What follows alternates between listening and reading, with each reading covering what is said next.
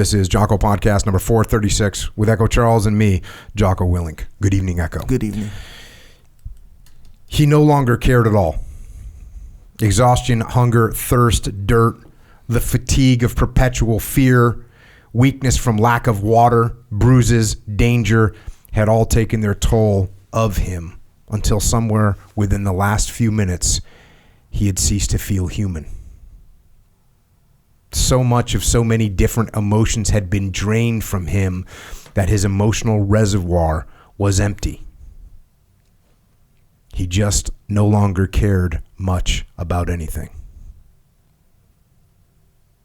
This great evil, where does it come from? How did it steal into the world? What seed? What root did it grow from? Who's doing this? Who's killing us? Robbing us of life and light? Mocking us with the sight of what we might have known? Does our ruin benefit the earth? Does it help the grass to grow, the sun to shine? Is this darkness in you too? Have you passed through this night?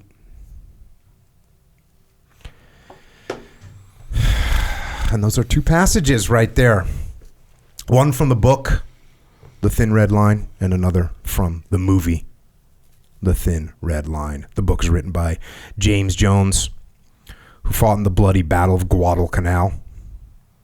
It's where John Basilone fought, also where Mitchell Page fought. We just covered a book about that, podcast 435. The movie was written and directed by Terrence Malick, and both the book and the movie explore as much about who we are as people, who we are as human beings, as they do about war. And the guest I have with us tonight will help us and discuss with us who we are as human beings, how we become ourselves, what choices we have, and what we can do to steer who we are and what we become from a philosophical perspective, from a physiological perspective, from a psychological perspective, and yes, from a neurological perspective. This would be none other than Dr. Andrew Huberman, back again, last on this podcast, 332. He's back again. Andrew, thanks for joining us. Great to be here. Thanks for having me, guys. This great evil, where does it come from?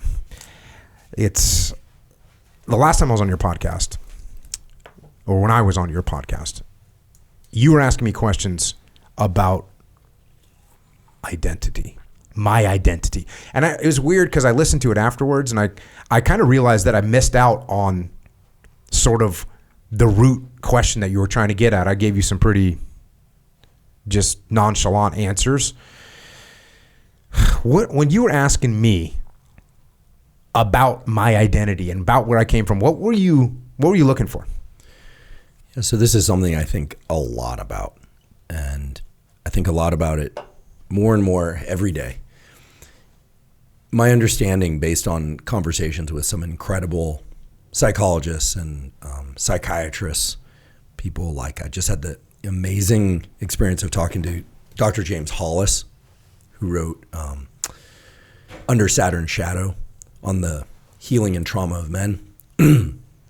He also wrote The Eden Project about relationships. So he doesn't just write stuff about men, he writes stuff for men, women, everybody, on identity. And the way he put it, I think, captures it best. So I want to credit him, which is that, you know, we come into this world and we are essentially, you know, there's some genetics, of course, that play a role. Body size, body shape, eye color, all this kind of stuff. But that so much of who we become in our early life relates to our parenting and our attachment.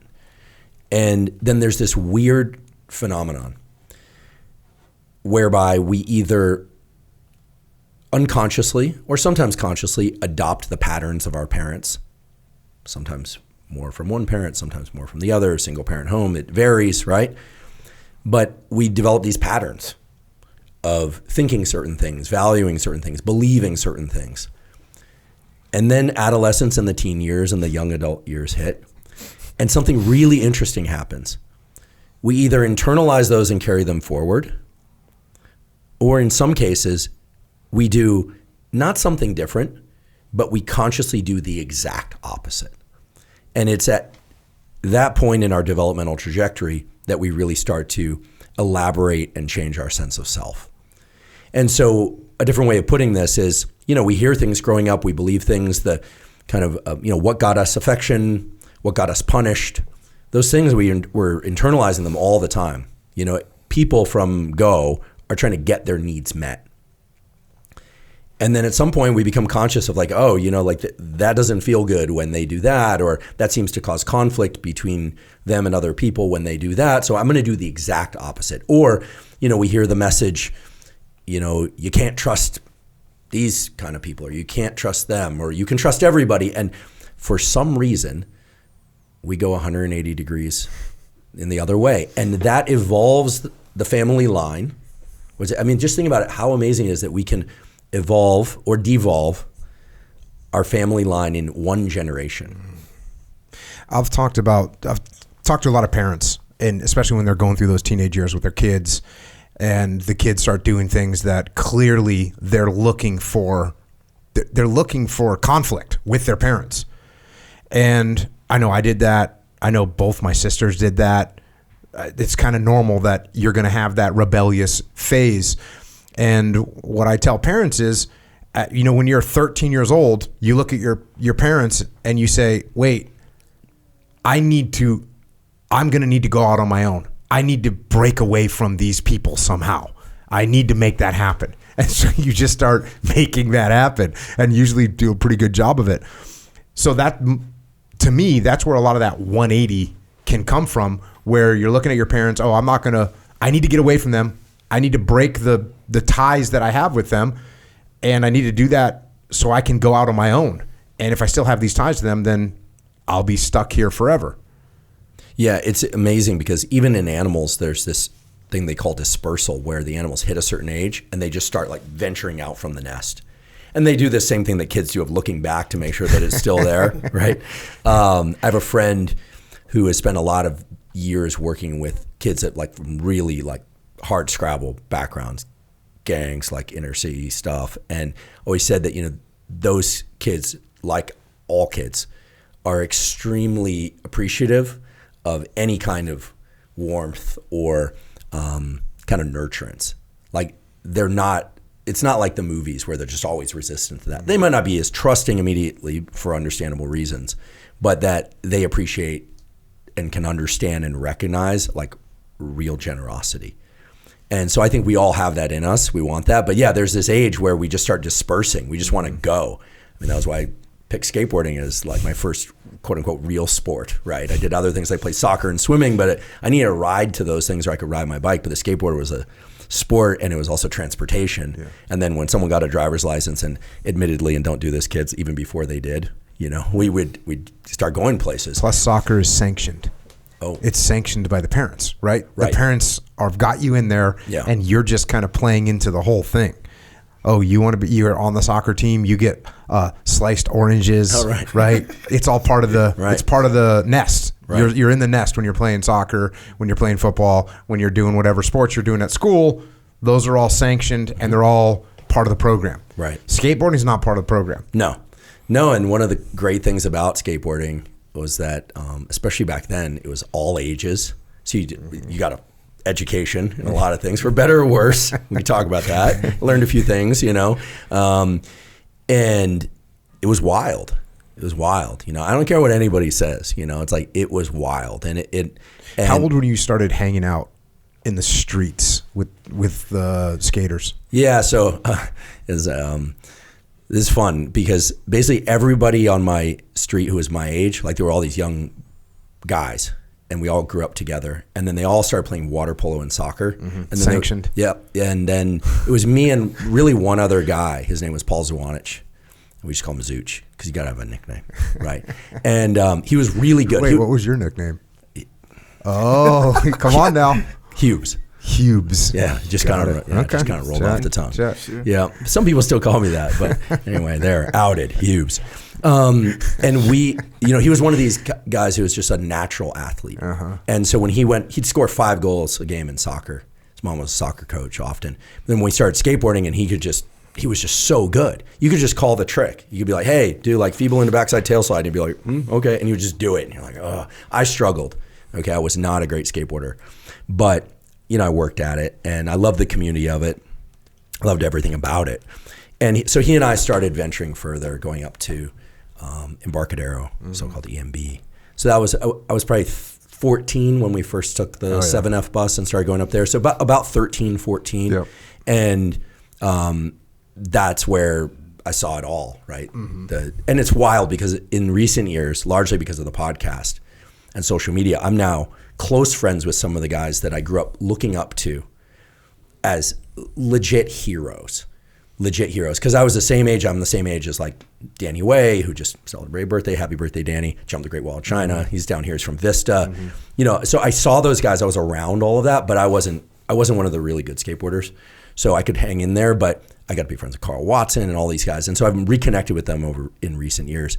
But yeah, Paul actually got a pro model with Think, pro model with Planet Earth. Literally, it was the Sponsor Me tape. Sent it in. One of my best friends sends in a tape. Next thing you know, he's freaking pro model. So we were like in the community very much so. But yeah, in recent years, it's been amazing because I've gotten to be friends with 2 people who were legit heroes for me growing up. And in many ways still are. One is Jim Thiebaud, very humble guy who runs Spitfire Deluxe, Thunder, Real Skateboards. The nicest guy you'll ever meet. He grew up in Albany, California. He's going to be really embarrassed I'm saying this, but just the best dude. And he's played a absolutely pivotal role in skateboarding. We're both huge fans of Rancid. He's a big, like Coxbar fan, and like, so we send each other good mornings and music almost every morning. Gone to shows. We actually went to a Rancid show together not that long ago. So Jim growing up he's a few years older than me. It was like generous Jim. He would show up at Embarcadero, he'd give people board stickers, wheels. I'll never forget the first time he gave me like first box of gear. And like, I was just like, whoa, not gear, like gear, guys, not injectable gear. We're talking skateboard gear. And so, yeah, it was just amazing. It was so free, no parents, no regulation, which has its problems. And then the other guy, because I was always in it from about 14, Jim and this guy, Wally Suyashi, who unfortunately is dead now, gave me my first like real punk rock tape, Stiff Little Fingers tape, Crimp Shrine, bands like that. And I fell in love with Operation Ivy, Downfall, which eventually Rancid, Tim Matlars, and it used to be Brett, and now it's Brandon. And they didn't know me, I didn't know them, but I go to all of their shows. And then in recent years, I've had this, it's kind of wild how life works out. I've been connected to and become very close friends with, we probably hang out 2-3 times a week with Tim Armstrong, the Tim A. Rancid, and he's an amazing songwriter, just an amazing human being. And he and I will just go hours and hours talking about history of punk rock music, history of anything of that culture. And so, yeah, what I fell into early on and truly fell in love with, and you and I know also exchanged this, like, I think there's a Cro-Mag show tonight, right? Or, it's, for me, it was just the home I needed. I think it's kind of interesting because recently there's been some interesting call into question about my backstory. But listen, like any one of those guys who's been in the industry for a long, long time, they'll say like, yeah, I remember, they called me Andy back then. They'll be like, I remember Andy, but I wasn't one of the main guys. Meaning it was clear I wasn't fated to be a great skateboarder. So that was tough. That was God's first lesson. And like, you're going to get broke off every time you push yourself a little too hard. So it's a good lesson. It pushed me into academia. But make a long story short, I mean, if ever there was a community to go feral into and be a part of, it was amazing. And some of those people became great artists. It was always adjacent to incredible stuff like what Giant was doing with, the Obey stuff and like graffiti art and twist and, and so skateboarding, punk rock music, all that. And I should just weave it around for a second because we were talking about this a little bit earlier. Podcasting feels so much the same way as the early iterations of punk rock and skateboarding, where it's like people are doing independent, right? It's DIY, set up some cameras in a room. I'm sure people will see your podcast, hear your podcast and think like, oh, you must need like this huge production studio. You need some stuff. But we started in a tiny room in my house in Topanga when I was, kind of doing a little self-appointed, retreat to Southern California during the pandemic. And so it's like you set it up, you record, you edit, you put it out into the world. Skateboarders. Mm-hmm. It's 100% DIY. So right now I look at the podcasters and I look at the enormous reach that the podcasters individually, of course, Joe being way out in front of everybody else, who, by the way, check out how much he works, check out how many episodes, folks. For sure. It's like, it's not a coincidence. I look at that and I go, oh yeah, it feels exactly the same. It's exactly the same. And people, the general public often going like, whoa, like this thing feels really cool and it feels kind of big, but like kind of scary. Like, remember like you see somebody with like a bullet belt or something like that. And like, I remember in high school, this wasn't my thing. I never pierced, ears or anything like that, but that was just my personal trip. I remember you saw someone with a tattoo and it was like, oh, they must be blank. Or you saw somebody with an earring. They used to say all sorts of things about it. Then, 4 years later, it's mainstream. Yeah. I remember one year in high school, because skateboarders unfortunately had like severe sag one year in the early 90s, 89, 90. Thankfully, I was already in the military. Right, small wheels, sag, you're right, big baggies. And I remember we got teased so much. It was unbelievable. We got teased, like just ridiculed, stuff thrown at us. Of course, we were like pretty wily, so we'd always get people back. I'm not gonna give people ideas, but like it's like high-grade firecrackers and stuff. Like you could get back at people. It was fun. But don't do it, kids. Things have changed. But next year, after the summer, come back to school, everyone's dressing that way. And that's when it just clicked. And I go, oh, most people don't actually know what they like. They're looking outward to try and figure out what they like. And I guess I've either always been blessed or stricken with this thing. Like I feel something, it's just so cool. And I just feel it like an energy. I'm like, that is cool. That's cool. What they're doing is real, and they're doing it themselves. And so, like, I'm in. Yeah. I want to jump into music and skating and stuff in a little bit, but what you just talked about. So kids are growing up, and we are like, this is like I say, kids. You could be 38 years old or 52 years old, which I am right now, and you have your perception of who you are, and your self-perception, and a while ago we did a podcast and I was talking about the fact that everyone's insane. And why is everyone insane? Well, it's because the definition of insane, everyone's somewhat insane, because the clinical definition of insanity is where your reality doesn't match reality. That's what, so it's, and when they're off by a lot, your now definition is insane. Well, guess what? My perception of reality is not the same as your perception of reality, and neither one of our perceptions of reality is completely accurate. We have our own biases and tints to the lenses that we look at life through. So it can be difficult to know what reality is. And then, of course, like you just said, like you're a 14-year-old skateboarder with baggy pants and people are making fun of you because of that. So now you're getting criticism from the outside world. How do you know what reality is? How do you know that you're not actually wearing stupid pants? Or do you think is the reality is that you're a trendsetter that everyone's going to be imitating in a year? They might be right. How do you weigh what you're hearing from the world as they tell you? Because also, if I'm jealous that you got a new skateboard, what do I say? Skateboarding's stupid. Or I'm jealous because my girlfriend likes you. Well, then the way you dress is stupid and she's an idiot, right? So I'm going to attack you because I'm jealous, and that's a problem too. But at the same time, it's like reading comments on the interwebs, right? Rogan, classically, right? Don't read the comments, don't read the comments, don't read the comments. And we all agree with it. But if you can read the comments and be like, yeah, there's going to be some outliers that think I'm an idiot and some outliers that think I'm perfect. And it's like most people are going to be somewhere in between, and that's cool. That's pretty realistic. How are you judging what criticism you're getting? What kind of grain of salt do you take it with? Yeah, sense of self, obviously, as we were talking about before, develops early. For some people, it's firmer than for others, right? I mean, one of the reasons why for me, it was skateboarding and punk rock music. And by the way, folks, I think a lot of people hear like punk rock music and they just think like noise. And we're talking like some amazing melodic stuff, like all of it, right? One of the reasons for me, the music piece was so key to just who I was. I mean, if you look at my high school yearbook, my graduate, everyone else had like a photo or something. I think I would actually made it to my senior photo, but you get to draw the thing in the back. Mine's the cover of the Operation Ivy Energy LP with a few initials of people that helped me out, you know? And I showed Tim that recently. He was like, oh yeah, cool. You know, in my Ph.D, which is somewhere online because someone found her saying, in my acknowledgments, I acknowledge Rancid. They didn't know me, but I went to every show. I listened to them nonstop. Anyway, like these things are lifelines, you know. But one of the things is that, you know, people hear punk rock, they think noise or anger or what. There's a place for that.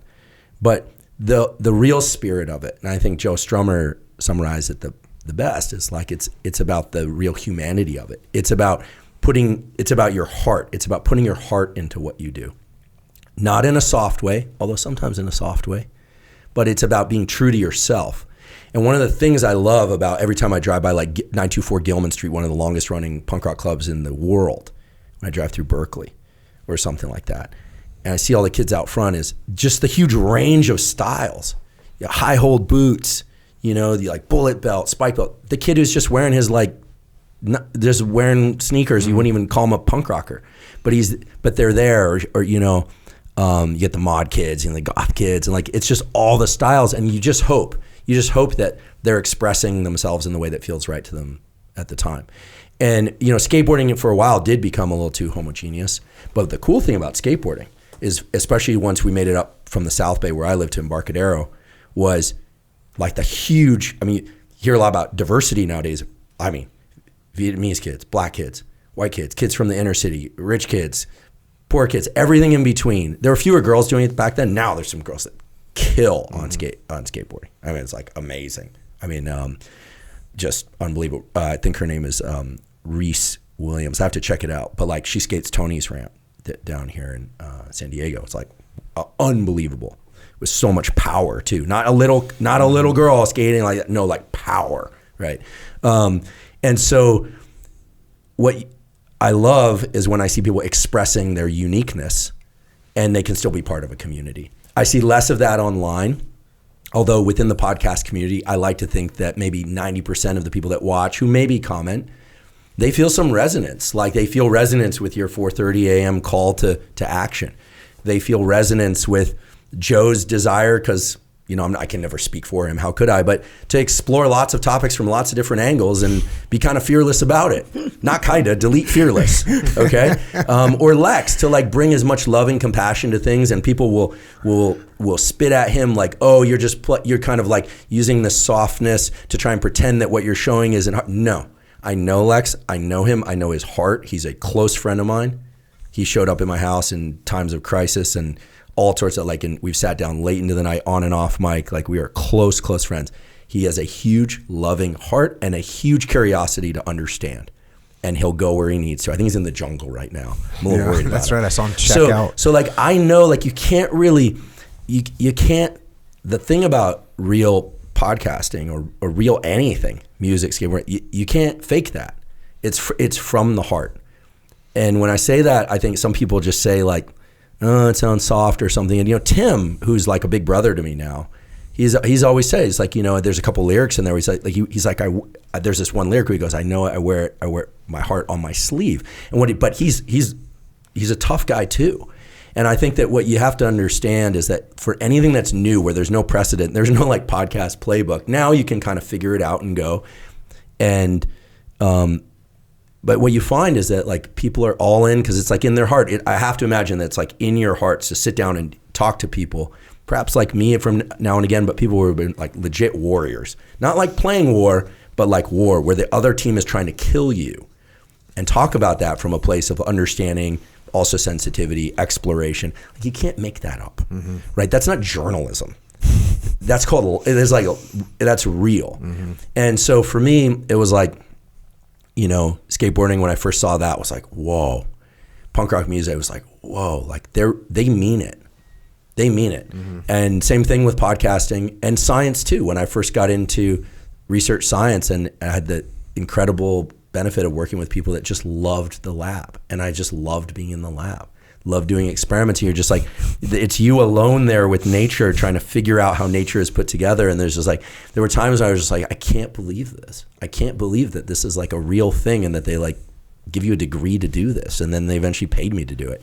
So I don't want to get overly sentimental here, but I think that the sense of self that I hope people are trying to find is like their essence. And Hollis actually said to me yesterday, he said, you know, the key to finding this, because I said, okay, give me the practical tool, right? And he said, oh, very straightforward. He said, you got to get out of stimulus and response. You have to be able to sit with yourself for like 10, 15 minutes and just listen to like what's inside you and what moves you in a positive direction. And I said, that's it? And he said, yeah, but how many people do that every day? How many people get up in the morning and do that? Yeah, I did it this morning after he told me that. So how'd it work out? Yeah. I mean, like I think we all have an essence, like, you know, not to get too spiritual here, but I think we all have an essence of who we're trying to be and what we're trying to put into the world. And you mentioned criticism. I think one of the hard things about being public facing, and I'm not complaining, it's a great honor to do what we do, right? To be able to speak our thoughts and our conversations to the world, is when people try and take something, look at it through a particular lens, and then somehow, without any clinical training or without any basis whatsoever, place intention on that. Like they could understand why you did what you did or what people did. You know, I see a lot of that. People just sort of like projecting intention, labels on people. And it's you know, the great Joe Strummer, he said, there's a great quote. He says, you know, it's time to take humanity back into the center of the ring. You know, the problem is we've been dehumanized, right? I think he said, you know, greed, it ain't going anywhere. You know, I didn't put that up in a Times Square, something like that, you know. Never met him, but I would have loved to. But that's true. Like there's a dehumanization when we put a label on somebody. And I'm just talking about like a pathologized label. We're dehumanizing them. And I see a lot of that on the internet, and as probably people can tell, I'm pretty passionate about this, not just from my own experience, but frankly more from the advocacy for others, not just podcasters, but like I look at the way people attack one another and I'm just like, well, first of all, on the schoolyard or at the Embarcadero or where you come from or you come from, and then there, you know, like none of that's going to fly, right? Because it's going to go to loggerheads and fists quick, because that's real life, sadly too. But that's kind of how things got handled throughout history. On the internet, it really is people just lobbing stuff over walls, and the anonymity is part of the problem, but also the harshness of it. I mean, every time I hear about a kid who commits suicide based on online bullying, crazy. I'm like, whoa. And then I'm just like, what must have they been feeling? And then what must have the other people been feeling? This is like, I mean, it does break your heart. It's insane. And I think that, yeah, I mean, I think that the humanity is really about what Hollis said. It's about knowing who you are, touching into that, and then having the support, hopefully, but just the guts to just express yourself the way you see yourself, and then understand that people are going to make fun at you. They're going to do all sorts of things. But the people that used to get spit on and teased and all that, they're the ones that everyone's mimicking. And, you know, the next year, 2 years later, it's so wild to see that. Those are the fashions. Those are the things. Like, if you can count on anything, it's that. Yeah. When I think about like growing up, I was really into hardcore music, obviously. And some of the things that I think about that they became embedded in my life, right? They kind of became part of who I am. No, let me rephrase it. They became part of who I was and who I am. And for one thing, and you know this, you get this crew of friends and they're like your bros, your brothers. And so you get this super tight brotherhood of friends, and you're just doing stuff together, going out. There's fights, right? You just mentioned it. Like there are fights. And so there's a test, right? You are going to get tested, and you're going to see how you react. You're going to see how your friends react, and the people that react the right way become tighter. They become a tighter element of friends. And I've actually talked about the fact that I did a lot of dumb stuff when I was a kid based on the fact of I wanted to prove to myself and to my friends that I was like a tough guy. That's why I love jiu-jitsu, because in jiu-jitsu, you don't have to anything to prove. If you want to prove something, go to the mats, and we know exactly where everyone falls in the pecking order, and it's all good. Before jiu-jitsu, you don't have that. The only way to do it is like, oh, we're going to go get and fight, so it's dumb. But you get that tight group of friends that have now been through something together. The whole idea for me of straight edge, which was a very radical thing. I mean, this is in the 80s, right? Where I grew up, there was just it wasn't a thing at all. Like drinking and smoking pot and doing whatever, LSD, like that stuff was just kind of the normal way to go through high school. That's what was happening. So the idea of straight edge, and for me, what I connected to was like, oh, I'm going to be strong. Like, I'm going to be strong. I'm going to be mentally strong. I'm going to be physically strong. Like, we started working out. It had nothing to do with Echo Charles over here, who was working out because he wanted to get a little bit more buff. Hell yeah. Like, I was working out to be stronger, so I could be a better friend to my friends and be strong. So that became part of my soul of, okay, I'm going to be strong. I'm going to be mentally strong. I'm going to try and be mentally strong. Like, we're working towards that. By the way, it's all... I have like the most ridiculous writings from when I'm a kid, you know, and I still have them, but they're just, you know, I can't be weak about this. I need to be stronger, need to be better. Like, that's what I was writing when I was 14. It's kind of crazy. So I think the way all that stuff landed on me, and by the way, this was all, it'd be like, you know how the animals in Australia, they kind of became their own things, like kangaroos and platypus, like all these weird animals in Australia. We kind of became this weird sort of offshoot of what we knew, what we found out, because I lived in the sticks, man. And so we kind of became our own little offshoot of what we thought this was supposed to be. Man, the first time I had Harley Flanagan on the podcast, and I read his book, and he's like, I mean, he's doing heroin. I mean, he's just off the freaking rails. Yeah, there was a segment within hardcore and punk that was like heavy into drugs. There was the straight edge. Yeah. Although it was less prominent. It was Ian MacKay, those guys. Yeah. So but we didn't know that. I thought, you know, listening to the Cro-Mags and listening to Minor Threat, I thought that, okay, this is what it is. And I kind of took those couple threads, and me and my buddies, we made that our thing. This is what we're doing. And so that was very instrumental in the way, because I'm going back to this is when you asked me, how, you know, where'd you get your identity from? After the podcast, I started, and when you were coming down, I was like, where did I come from? Another thing that's huge in that music and in that spirit, as you mentioned, is like rebellion. Like, we're not going to conform with something else just because it's there. We're going to do what we think is, for lack of a better word, the right thing to do. Like, we're going to do what we think is the good thing to do. Mm-hmm. And so we kind of developed this whole ideology, really. And part of it was like, oh yeah, I'm not going to, if something doesn't make sense, I'm not going to conform, right? That's not happening. So then you take that, then you have this trying to be really good at what you're doing.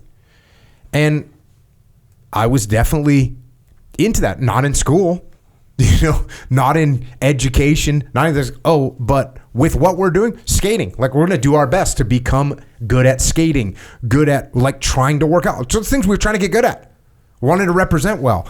And the hard work idea, the working class idea of like, hey, we're working hard. And the DUI thing, or DIY thing you already mentioned, and that's a huge thing. I mean, why do I have a publishing company? Well, because, you can't publish my book in time, cool, I'll just make my own. That's complete from the spirit of my youth. Mm-hmm. It's the same thing with starting a podcast. You can just do this. What do you do? You don't need a producer. You don't need anything. All you need is an iPhone, and you can start a podcast. So there's a DIY thing behind that. And then the last thing that I was thinking about was this group of friends that I had. You didn't want to let your friends down.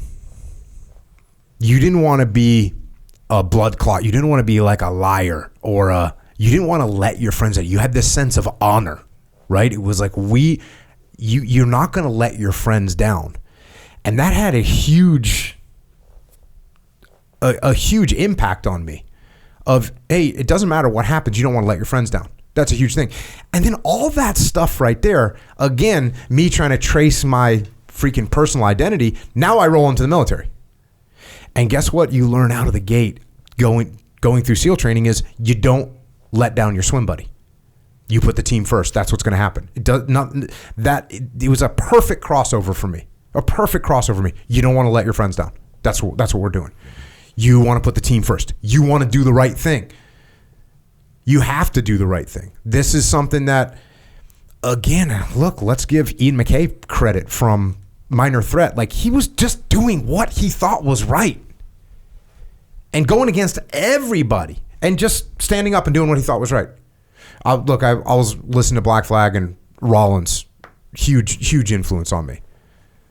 Black Flag, My War, Side 2. Just listening to that album for a year. Just that side for a year and a half over and over again. It's like, that's going to leave a mark on you. Absolutely.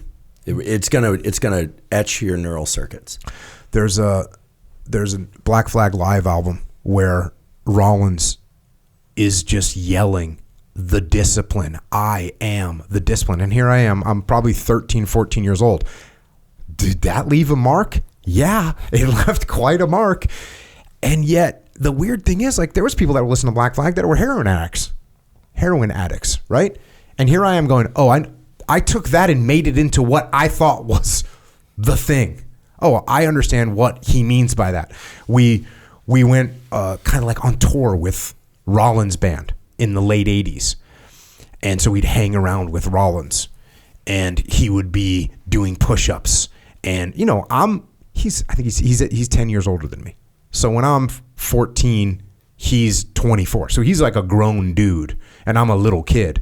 But it's like, okay, we're doing push-ups. That's what we're doing. Okay, we're working out. He's getting ready to go on stage. What's he doing? He's working out. He's stretching. Like, that's what we're doing. So I took all that stuff and it just made so much sense to me, and I formed it into what I thought it was. And some of it I was just inaccurate on.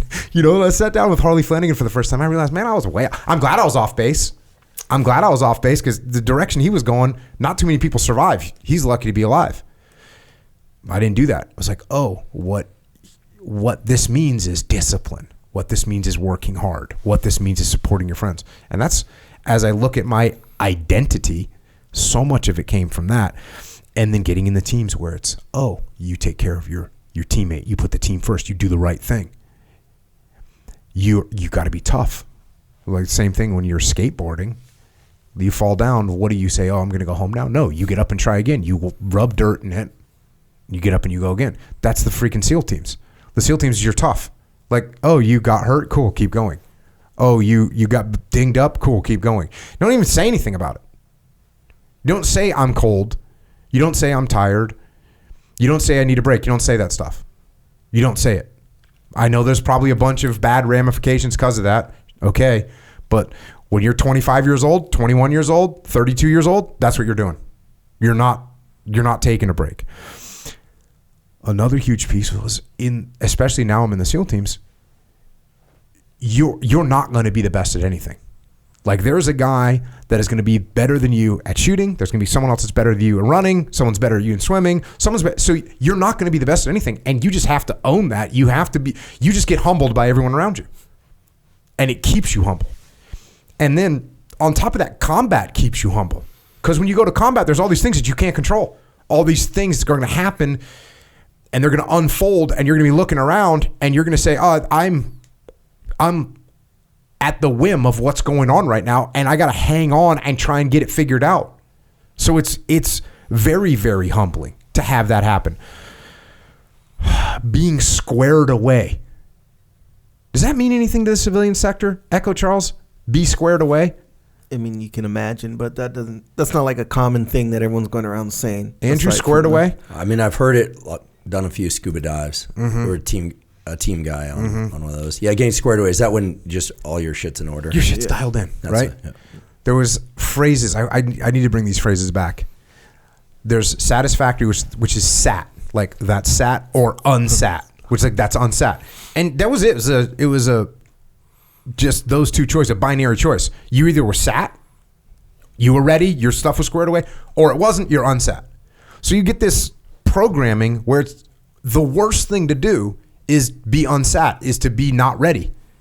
Oh, to show up to a dive and be like, oh, hold on, I don't have my knife, or hold on, my rig's, I didn't bring this part of my rig, or all those things is like, you're letting everyone down. You're letting everyone down when you make those mistakes. So there's this weird paranoia that I got from that. I to this day have a level of paranoia of wanting to be squared away. Like, oh, yep, squared away. At worst case scenario, yep, you want to be squared away.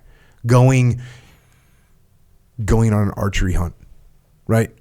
You're going on an archery hunt to show up and not have all of your shit dialed in. To me, I was so freaking paranoid in the SEAL teams. Now it's archery hunting. It's like, oh, check, recheck. Get everything dialed in. Be ready for that operation, because I don't want to be the guy that fails and lets down the team. So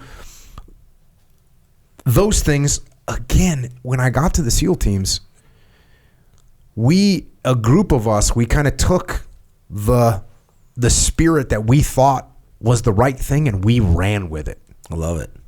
The rebellion piece is something it's ringing in my mind. Because what starts off as rebellion, as we talked about a moment ago, eventually just becomes mainstream.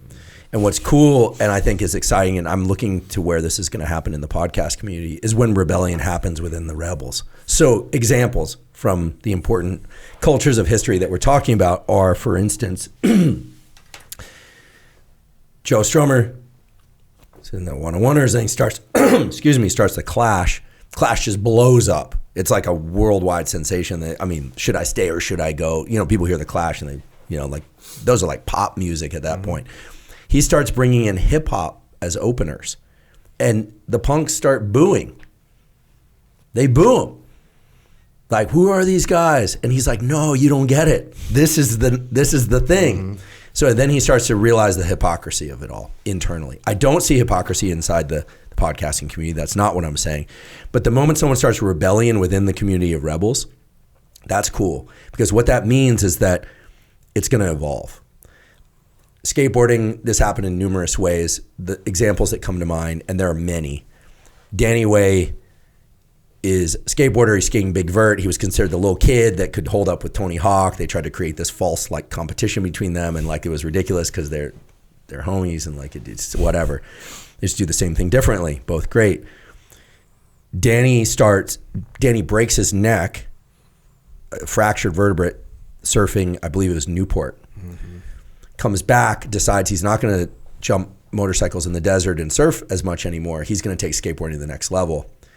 He starts building mega ramps and jumping over, going 40 miles an hour or something. Actually, a friend of ours who's a photographer for our podcast, Mike, forgive me, I'm going to tell this story, but I think Mike was set one day to go film. He's been the photographer for DC for a long time. And I think he was supposed to go take a picture of some guy skateboarding some, street thing. And this is the quote, I'm paraphrasing. I think Danny says to him, you want to go see someone do a crooked grind on a knee-high ledge, or you want to see someone fly through the air at 45 miles an hour for 100 feet upside down? Danny was doing, he's Evel Knievel. Mm-hmm. What did he do though? He started building that, but then the other thing I'll never forget, he's working out.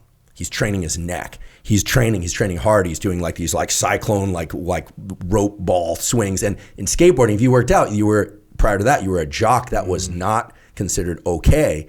Danny broke the mold.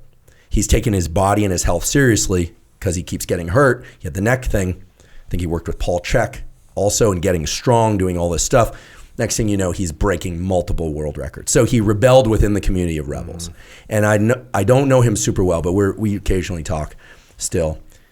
And he just has this spirit. It was for him, it was Slayer, all the time. Him and the Red Dragons is a little gang in skateboarding that I wasn't a part of. And he rebelled within the community of rebels. So then it evolved. Now you have this whole new dimension of skateboarding, X Games, mega ramps, and all this stuff. So, this stuff repeats. You see it in science. It used to be you were an anatomist or a physiologist or this or that. All of a sudden, somebody who's a neurobiologist, there's a woman up at Stanford who many years ago, 1998, Carla Schatz decides, no, I'm going to study the immune system. Everyone says the brain is an immune privileged organ. That is not true, by the way, but back then that's what they thought. She starts studying immune neural interactions. It's an entire field. You can probably get a degree in it now. What year was that she kicked that off? About 1998 is when she started looking around at immune molecules in the brain. She had already done spectacular work. So, and I'll tell you, I know academia very well. And even though my lab is, vastly shrunk now, I still have a lab, I still teach. Despite what you might read on the internet, still a professor at Stanford. Still, last time I checked, which was a few days ago, they called me. Still very involved.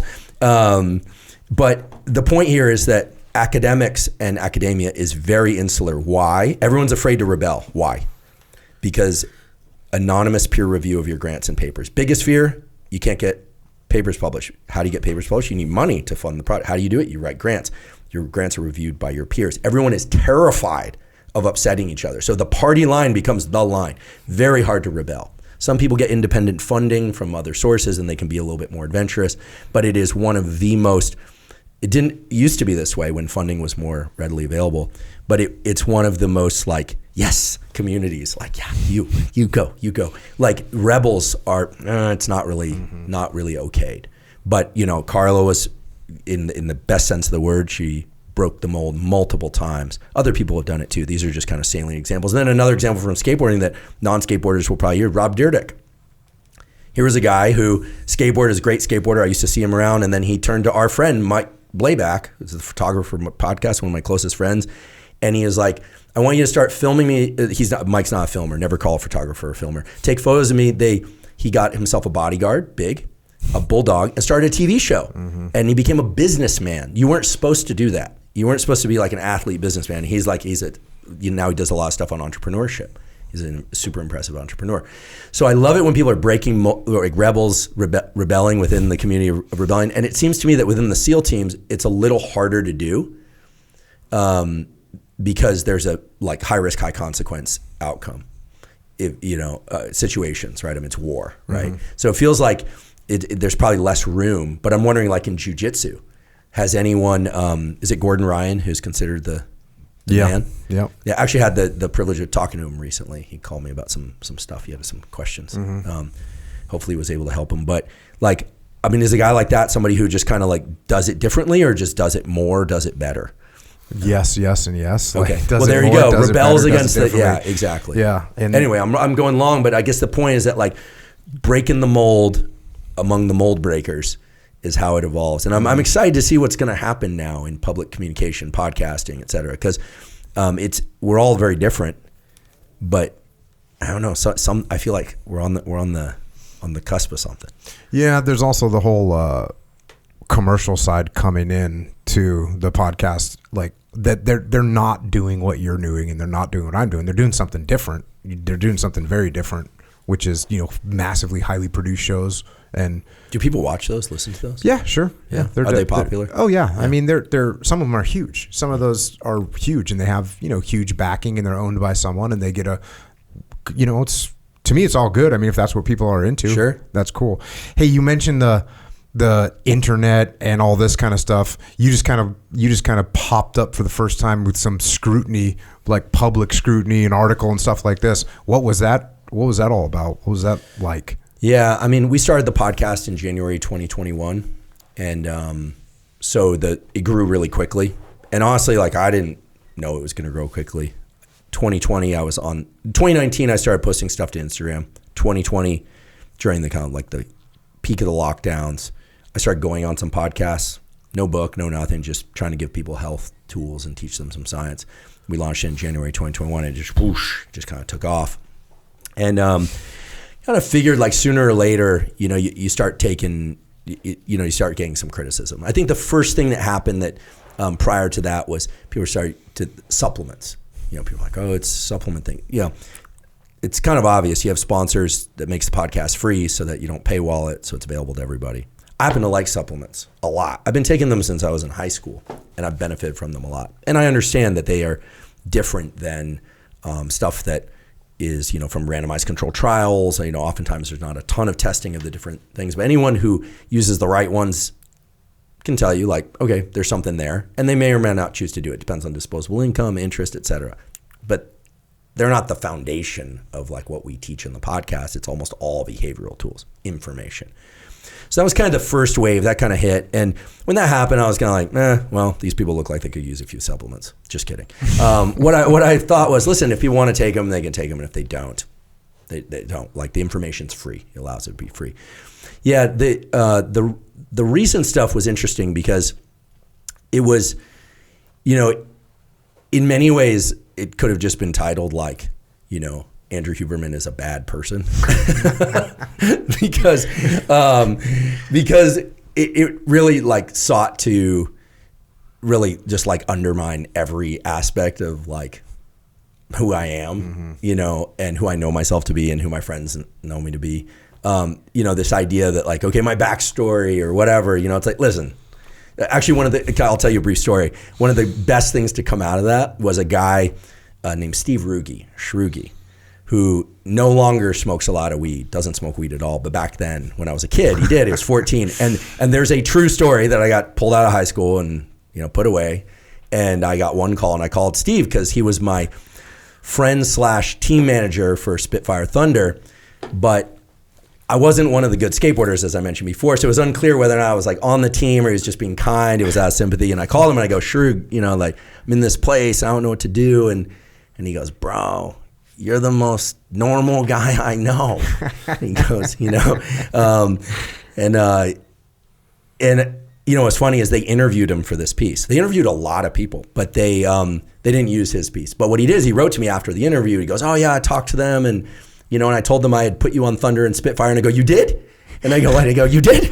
I waited 30 years. To know that you were 33 years to know. It turns out I was actually on Thunder and Spitfire. So I was like, yes. Like, if nothing else, it was totally worth it for that.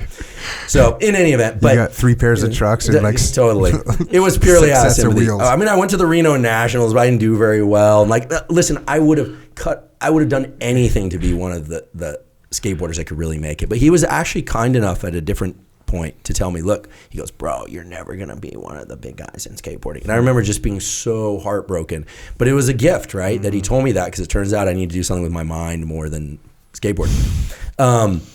In any event, yeah, it's weird. I mean, I think when you take a step back and go, okay, like, what generates clicks, right? It's rarely like, oh, this podcast is doing really well. Time Magazine had done a really nice piece, which had balance in it, where they, kind of, touched on how the podcast was really making an effort to teach science and also health and also science. This was not that. And it was interesting because I know me, fortunately, I have tons and tons of friends I'm really close with. I'm in contact with some of them less often than others. And sometimes I get busy and I don't text back as much, but I have people that I talk to every single day. I exchange a good morning text with like 4 or 5 people, including Armstrong, Thiebaud, and a few other people, every single morning.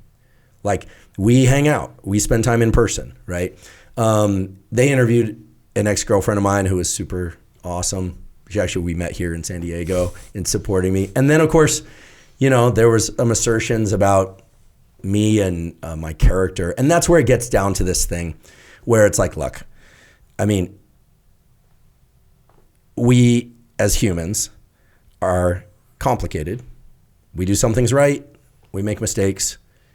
But to ascribe intention to like why people do things, like that was the part where I thought like, they're like, they sort of tried to tie like dopamine neurobiology to protocols in the podcast to like some diabolical, like even the cover photo is like diabolical, like controlling mastermind. Listen, I'm just trying to get through the week. Like I'm pretty squared away on the order of a day or a week. I'm thinking next episode. There was no, and there's never been any master plan to do anything except one thing. Like I genuinely, like I know this in my heart, is that my desire has always been to put valuable information into the world that people can benefit from, and to do it at zero cost.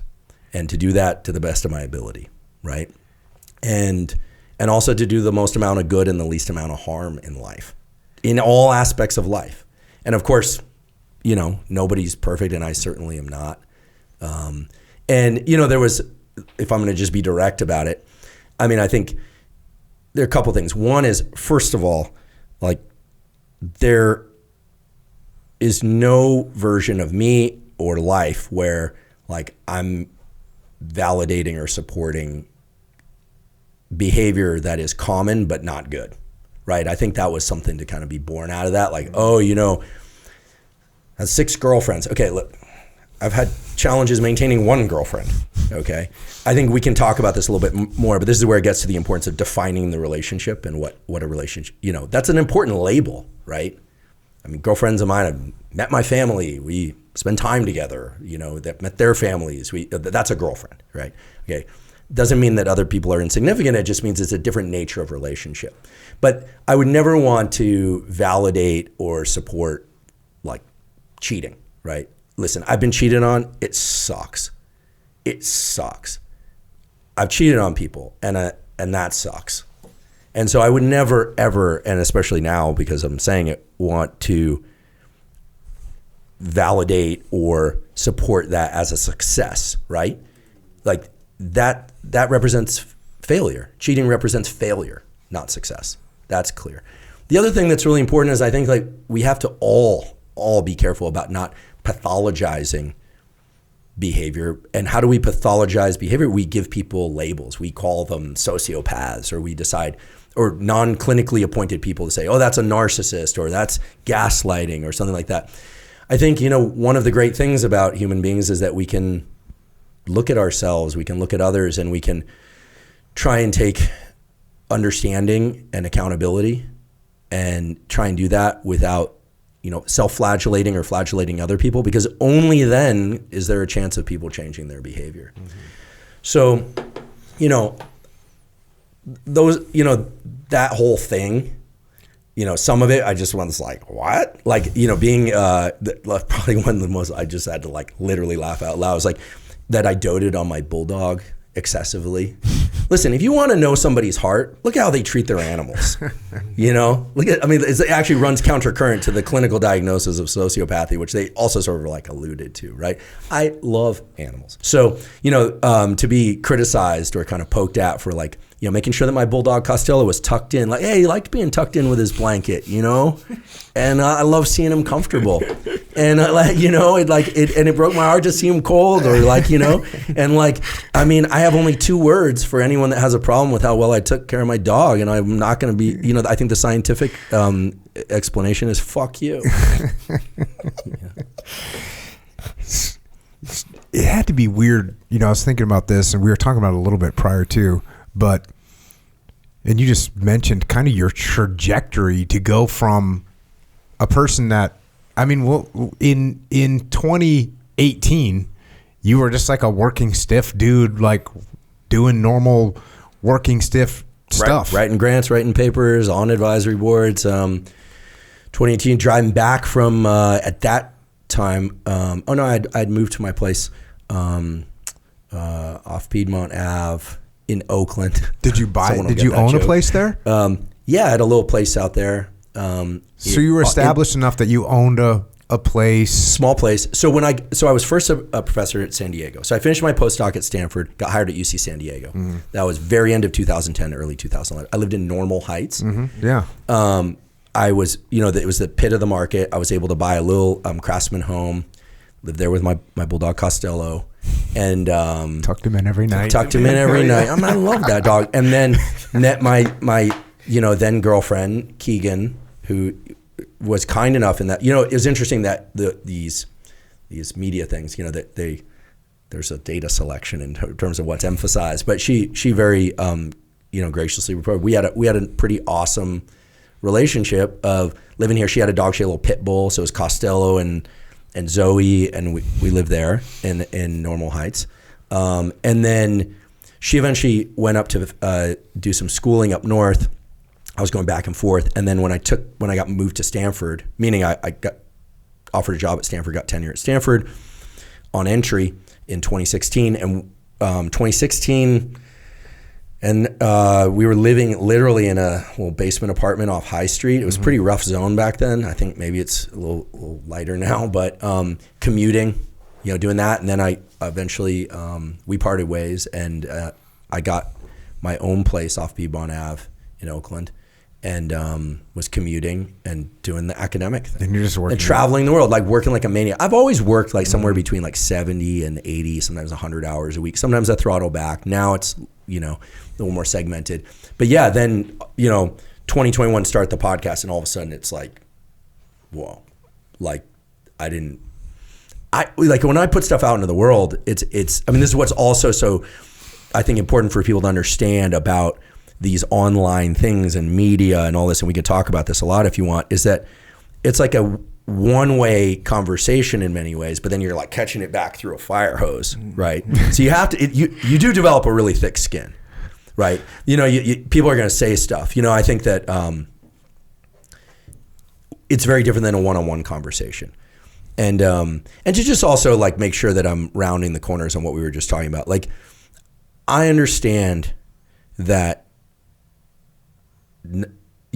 my podcast isn't for everybody. It's kind of long-winded. It gets down into the weeds, although we have some shorter content coming, some 30-minute audio-only summary type stuff that I'm hoping people will enjoy if the other stuff's too long. But, I understand, because I grew up intentionally doing different, looking different, acting different, because it was what was in my heart, that people are not going to like it. And I also understood that there are people that are going to like it. And I also understood that in a couple of years, people kind of drift towards it. And by then, we're already on to the next thing. And that frustrates the hell out of everybody. It frustrates the hell out of everybody. But we don't do it intentionally, right? There's no diabolical plan. I once saw a quote of Rogan.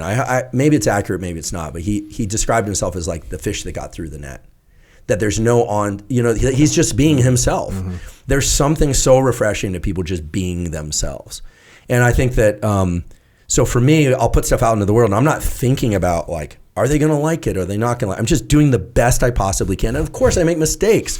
Like, this is the funny thing, like the idea that like, I saw some headlines that were kind of derivative headlines, or like, the falling of like Mr. Perfect. Like, what? Like, anyone that knows me and that's close to me knows, like, I've said it before on Lex's podcast. I'm replete with flaws because I'm a human being and I'm always trying to do the best I can. And if like someone has an issue with me and they want to talk about it one-on-one, I will absolutely, every time, I will do my best to work that out with them. Now, when things are getting vetted publicly, that's a whole different business, because now it's a dialogue that you can't control, and people can say whatever they want, they can put whatever labels, and then you have to understand the incentive schemes too, which is that they're trying to sell clicks and they're trying to get their angst out, and people are resentful, or people love you and people hate you. And I think we were talking about this before, like, here's my thesis these days. And I've talked to a couple legitimate psychiatrists, psychologists, and so far it's, 3 for 3. The internet, and social media in particular, is borderline. Borderline not, personality disorder. Not bipolar, but borderline. Borderline means literally weaving back and forth across the line from healthy, logical, sane to psychotic. It's either projecting at you love and adoration, or it's projecting hate and vitriol. And you can't control which one it's going to be. So when I go online now, I'm like, okay, I'm going on X, which I enjoy. I really like X. I don't know why. Maybe because I like a little bit of a scrap. You get in there and it's like, it's borderline. You're going to get psychotic stuff. You're going to get sane stuff. There's some smart people. There's some dumb people. But that's what you're dealing with. You're dealing with a borderline organism. And, I don't know who said this, but, the larger the group, the lower the level of consciousness. Somebody said that, not me. Just repeating it. So I think when you're out facing, or even if you're just on the internet, you got to know what you're dealing with. You got to know. But I would hope that if you ever had an issue with me, that you'd call me up and you'd be like, hey, dude, you need to get your ass down to San Diego and we need to have a conversation. And actually a team guy that I'm friends with, and I end of year had to have a long one, where we kind of, and yeah, like words were said and tears were shed. That wasn't supposed to rhyme, but it did. And it fucking hurt. It hurt. It hurt hearing that I'd done some things that like I wish I hadn't. And it hurt for me, him like not understanding, like, dude, we were trying to tell you this and you know, and at the end we like got off the phone and you just go, oh man, I hope that was for the best. Guess what? He was at my house recently with his son. We're good. We hike. Yeah, there's still some like stuff there, but he's gone through some stuff recently, family-wise, totally unrelated to, and it's like, you're close. That's intimacy. That's actually how you bridge a divide. And to me, like the idea that people are going to like sling stuff as a way to try and work things out. The one person I've worked things out with purely physically is Johnny Ferrer. His name, it's funny with all these knives, we call him Dagger. Unfortunately, he's dead, suicided out in 2017. You know, that's one thing that pissed me off about that, right? When people were like, oh, these kids that, you know, died. Or, listen, anyone want to go check? Like John Eichelberry, Aaron Curry, also named Aaron King, a great graffiti artist named Orphan, ORFN, and Johnny Ferrer. 3 rad kids I grew up with who eventually went to the graffiti game, Bike Messenger, like wild ones.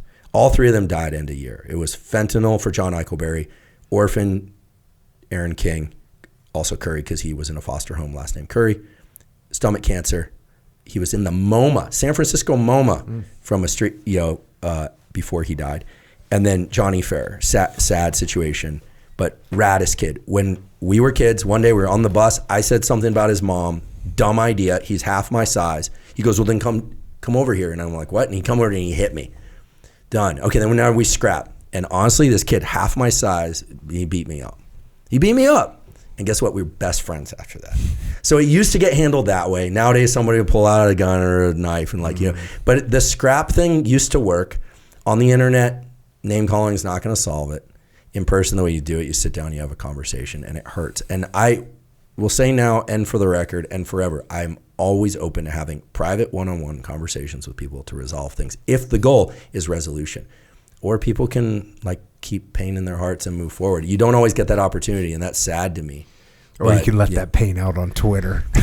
Yeah, or you can leverage other things to try and get it out. But I don't know. Anyway, the point is this: is like I have certain patterns in me that I'm sure are healthy, certain patterns in me that are unhealthy. Of course, like I'm always trying to reflect. Like that's just who I am. I'm always trying to reflect on how I can be better and do better.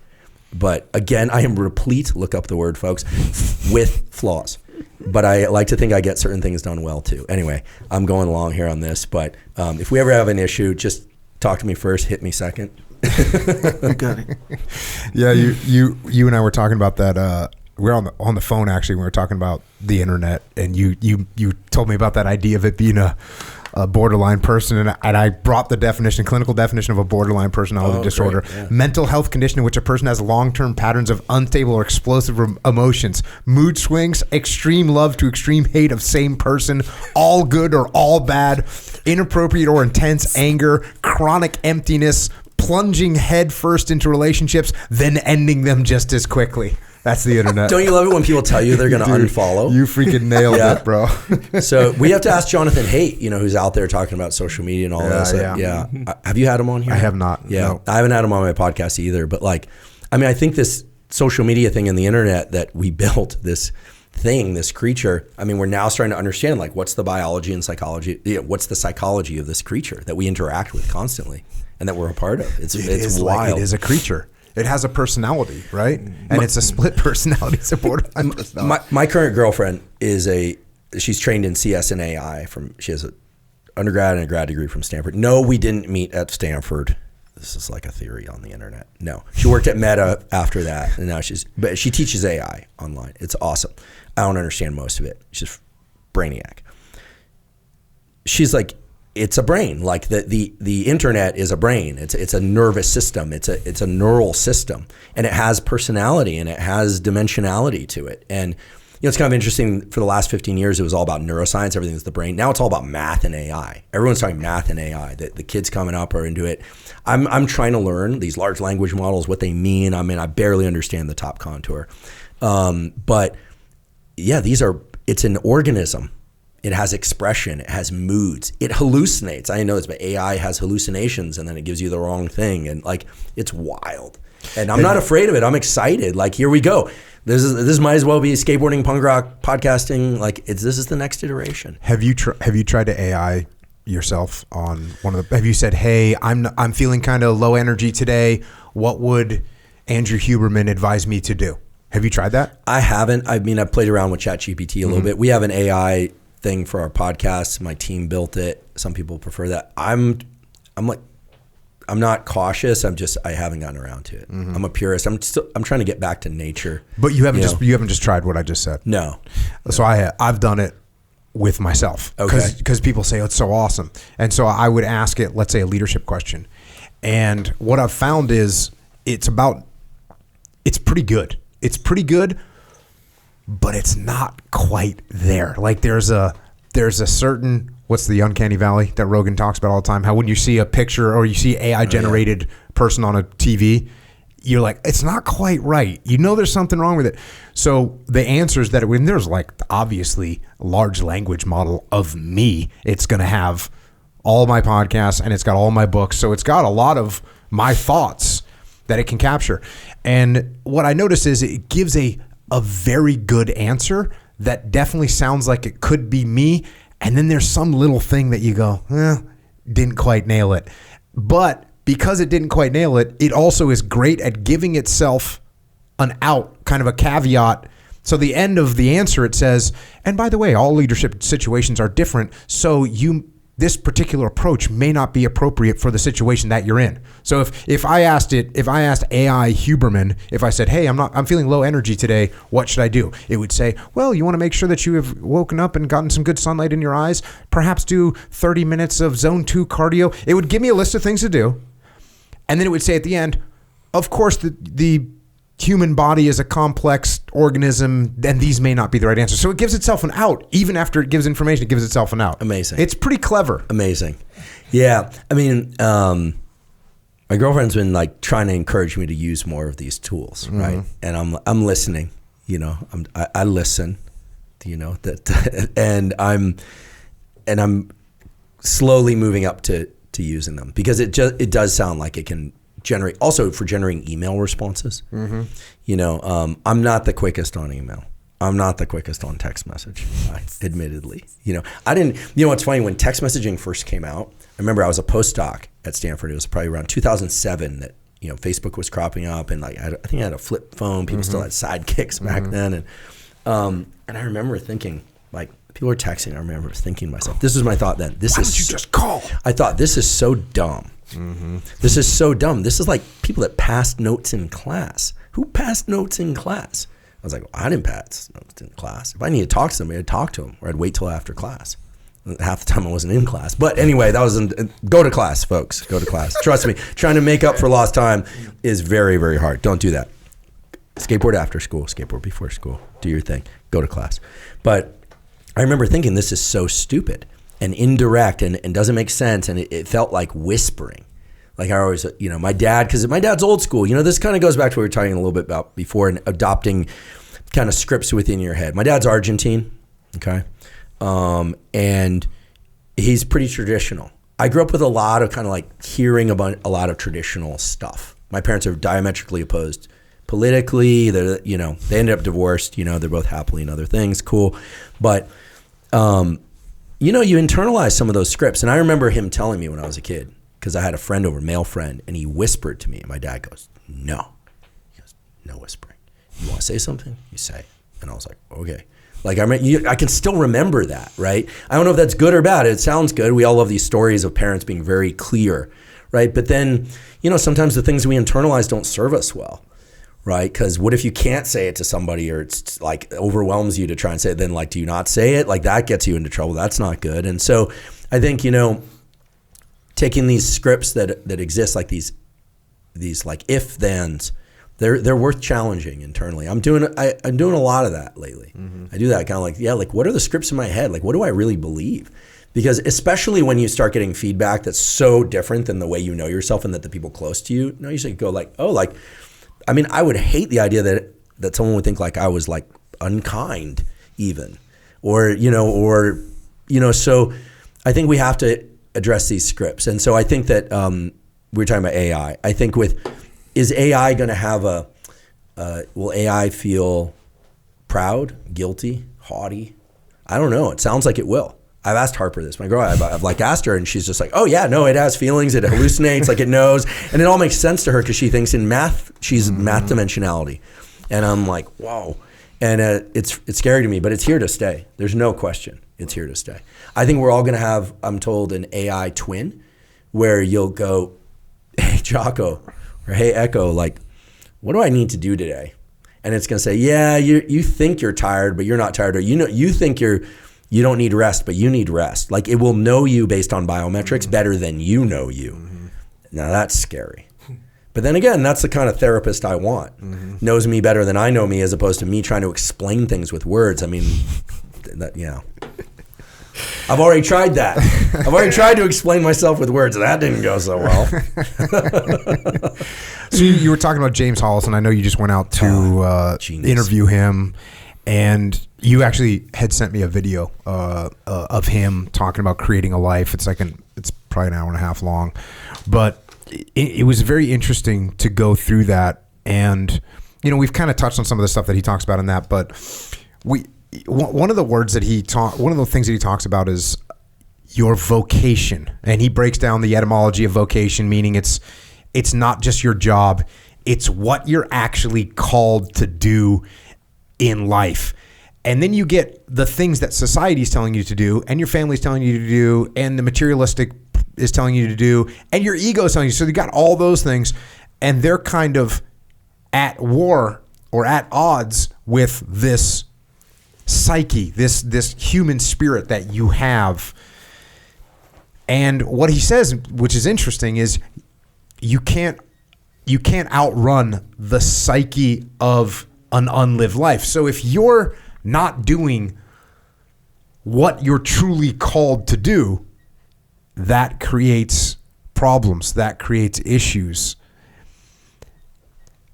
And when you're trying to figure out where you're at, when you're trying to think through, do you think you landed your vocation? Do you think you got it done? Oh man. Well, first of all, Hollis is amazing, and we would normally not travel with our studio to interview someone, but he wasn't able to travel, and he said exactly that. He talked about he framed it in an interesting way. He said, I don't think we should immediately applaud people that have a 50-year marriage. And I thought, what? And he's been married a very long time. He goes, yeah, because sometimes inside that 50-year marriage, there's a soul death of one or both people. And as a kid from a divorced home who still would very much like to have a marriage and family, working very hard to make the changes in me that would be required to do that, obviously. That sort of broke my heart. And on the other hand, I said, like, what are you talking about? And he said, listen, in those moments where we're not in stimulus response, we can hear what our soul wants. That's what the psyche and the soul wants, our expression. And if we don't listen to it, it's the saddest thing of all, because there's no way you can go through life without feeling you lived the right life. And so for me, I have both a blessing and a curse. The curse is that I can't help it but to do what I believe in. And that's the blessing too. So when I was a kid, I'll go through this quickly. I loved tropical fish. And I love birds. And I was obsessed. I spent all day at the aquarium store and at the bird store and just logging them in. Eventually I got these great sheet dwarf parrots, and they shit all over my room and made everyone miserable, squawking, and it was a disaster. And then I hit puberty, and then I fell in love with skateboarding and the stuff peripheral to that, and discovered girls, and like it was super exciting. And then punk rock music, and then it was biology and neuroscience and psychology and biopsychology, and then run a lab, and those were all, and it was just I just couldn't and can't stop myself. That's what I love. It's like what I just bask in it. And then when it came to podcasting, it was like Rob Moore, he was going to be my book agent because he does some publicity stuff, but he does the Fight with Teddy Atlas podcast. And like this guy, I was telling him, he's a punk rocker. He doesn't even know it. He didn't even know what that is. Like, he drives a Tesla, he parts his hair. He's like real good looking guy, and his wife's a real squared away life, everything. And I'm like, but he's just got this spirit. He runs triathlons, and he's just got this spirit, and I just like sense it. And I was like, let's do a podcast. He's like, okay, we set it up. It was like, go. There was never a should we, do we. Get Mike Blayback from DC, be the photographer. Bring 2 guys, Martin Foes and Chris Ray they have this video production company. They worked for DC. They're from down here, kind of Orange County guys, skateboarders. Bring them together. Ian, Mackey, Stanford Media, like get all the guys together, do the podcast. Could not stop us. Couldn't stop ourselves. And we were just all on the plane ride back last night from DC, and everyone's like editing and working and doing, and I'm like, this is the best. This is like getting in my friend Jake Rosenberg's Volvo in high school, taking time off with forged signatures. Don't do it, kids. Going out to the Reno Nationals for skateboarding, and kind of like do it, kids. And just doing it, and having to get someone's credit card because no one was 25, or I don't know what, someone had a credit card, and staying at Circus and seeing all the craziness, and it was like, and all of that, and just like we're just doing it. Like I can't help it, and so I think that I feel like I'm exactly where I need to be right now. And the hard lessons that come with it, exactly where I need to be. This is like very much in your guys' wheelhouse of like extreme ownership and good. It's like, okay, that sucked. That's not how I would want it. That's not how I would have written the story. And also I've learned something, and a really smart person told me this actually on the way here. He said, like we'd love to think of our life, as a bunch of threads where you can follow it and connect the dots. And people have talked about connecting the dots, blah, blah, blah. Looking back, you're supposed to be able to connect the dots. This was the whole Steve Jobs commencement speech on 2015 at Stanford. He said, you can't connect the dots going forward. I would argue you also can't connect the dots going backward, because if you spend too much time doing that, you lose sight of the fact that it's actually just a tangled ball of thread. What you have to do is just keep spooling it forward. I mean, I think living in the past is dangerous. You have to reflect on the past, but I'm thinking, okay, podcasts now get information out in shorter form. We're thinking about how to do that. Maybe use AI to edit podcasts, get them out in shorter form. Think about, like, I love the Olympics. I'm obsessed with track and field. Go up to Hayward Field in Oregon. Like, I want everyone to watch the track and field at the Olympics. I don't know why this feels so important to me, but like I miss some like positive stuff about country. Like, these kids are amazing. They're working so hard, and like I want to go up there. I'm hoping Cam's going to join me. We like watch them, the Olympics. I love Sesame Street. I think each character on Sesame Street is like, Cookie Monster is dopamine. One cookie, like Cookie Monster's eyes bounce because Cookie could come from any direction, right? It's like it's just pure dopamine. Oscar the Grouch, it's our grouchy circuits, right? Elmo, it's like that, like sweeter side, like it's all neuroscience. And so I'm like, we got to like Sesame Street. I don't know what's going to come of it. So it's like an energy, and I'm like, I don't know where things are going to evolve, but I want people to understand their biology, their psychology, and learn. And for me, it just kind of explodes through me, and I try and do it with words or podcasting. So yeah, I feel like I'm exactly where I need to be, and I can sense the next thing coming. And I spend a lot of time with Rick Rubin these days. I'm not trying to name drop, but because you just did. Yeah, he's a really close friend. We've been spending a lot of time together for a couple years now, get together, sauna and cold. And I love Rick as a person, as a friend first, but I mean, he's like the essence of like learning how to tap into your creative energy and sense what's coming. And he's just somebody who can just like wipe the slate clean on, like he'll answer questions that I have about Strummer or the Ramones or whatever. He loves that stuff, but he doesn't really like talking about the past. He's got all these great stories, but he's just like always focused on like, what's the next creative thing? What's the next? So I've been trying to think about that a lot. So yeah, I feel like I'm where I'm supposed to be. And it's weird because I think the punishing features of being public facing, yeah, they suck, but it's like nothing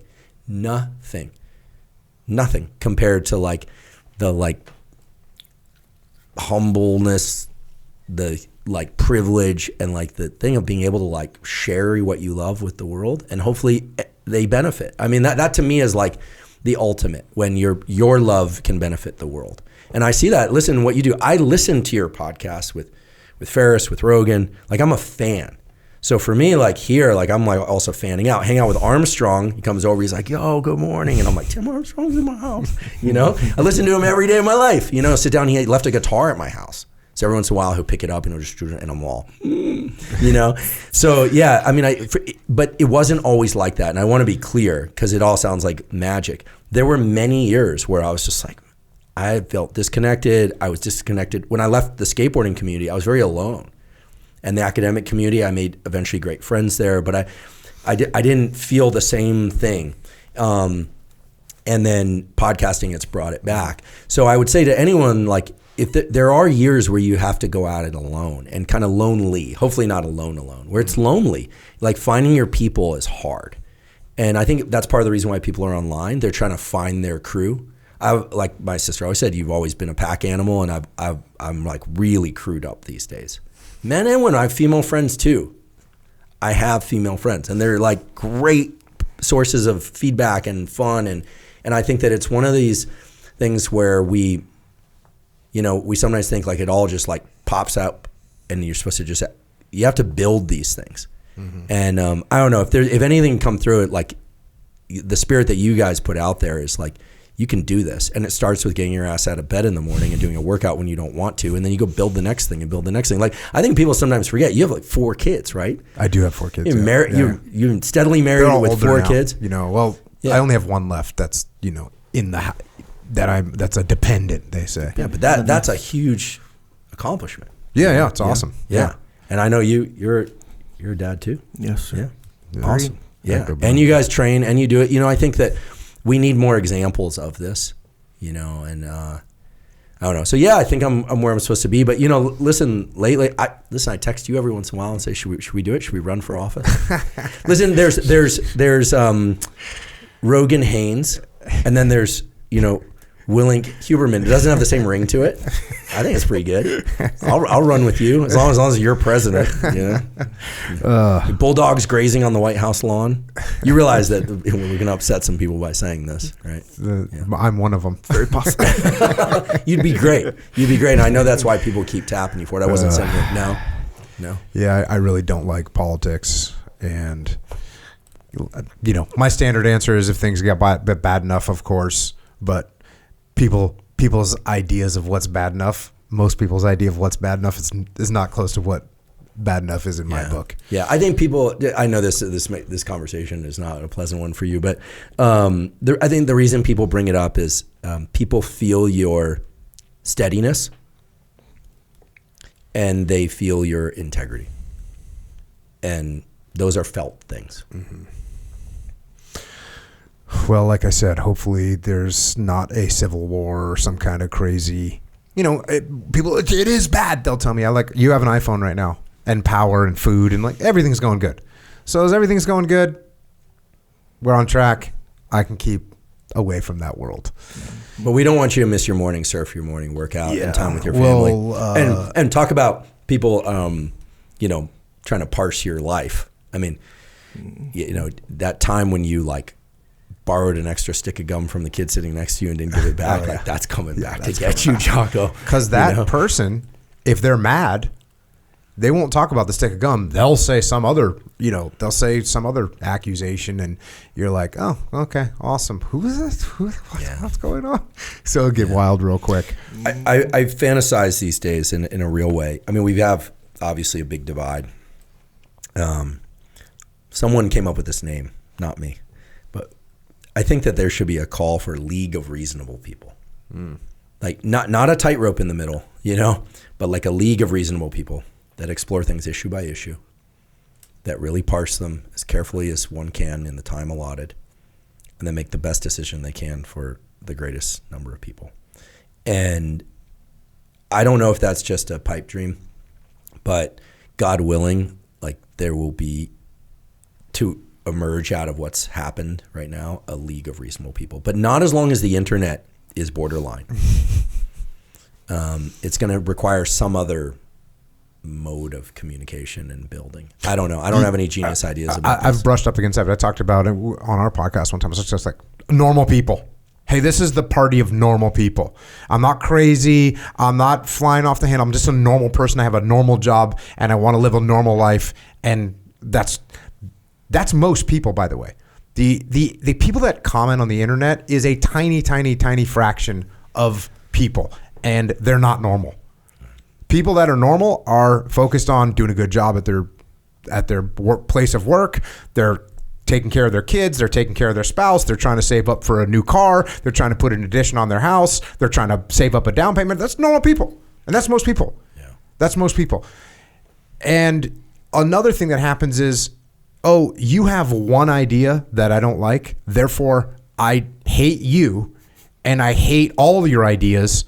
And that's what's been very interesting right now, is because you're starting to get all this muddled world where things are starting to come back.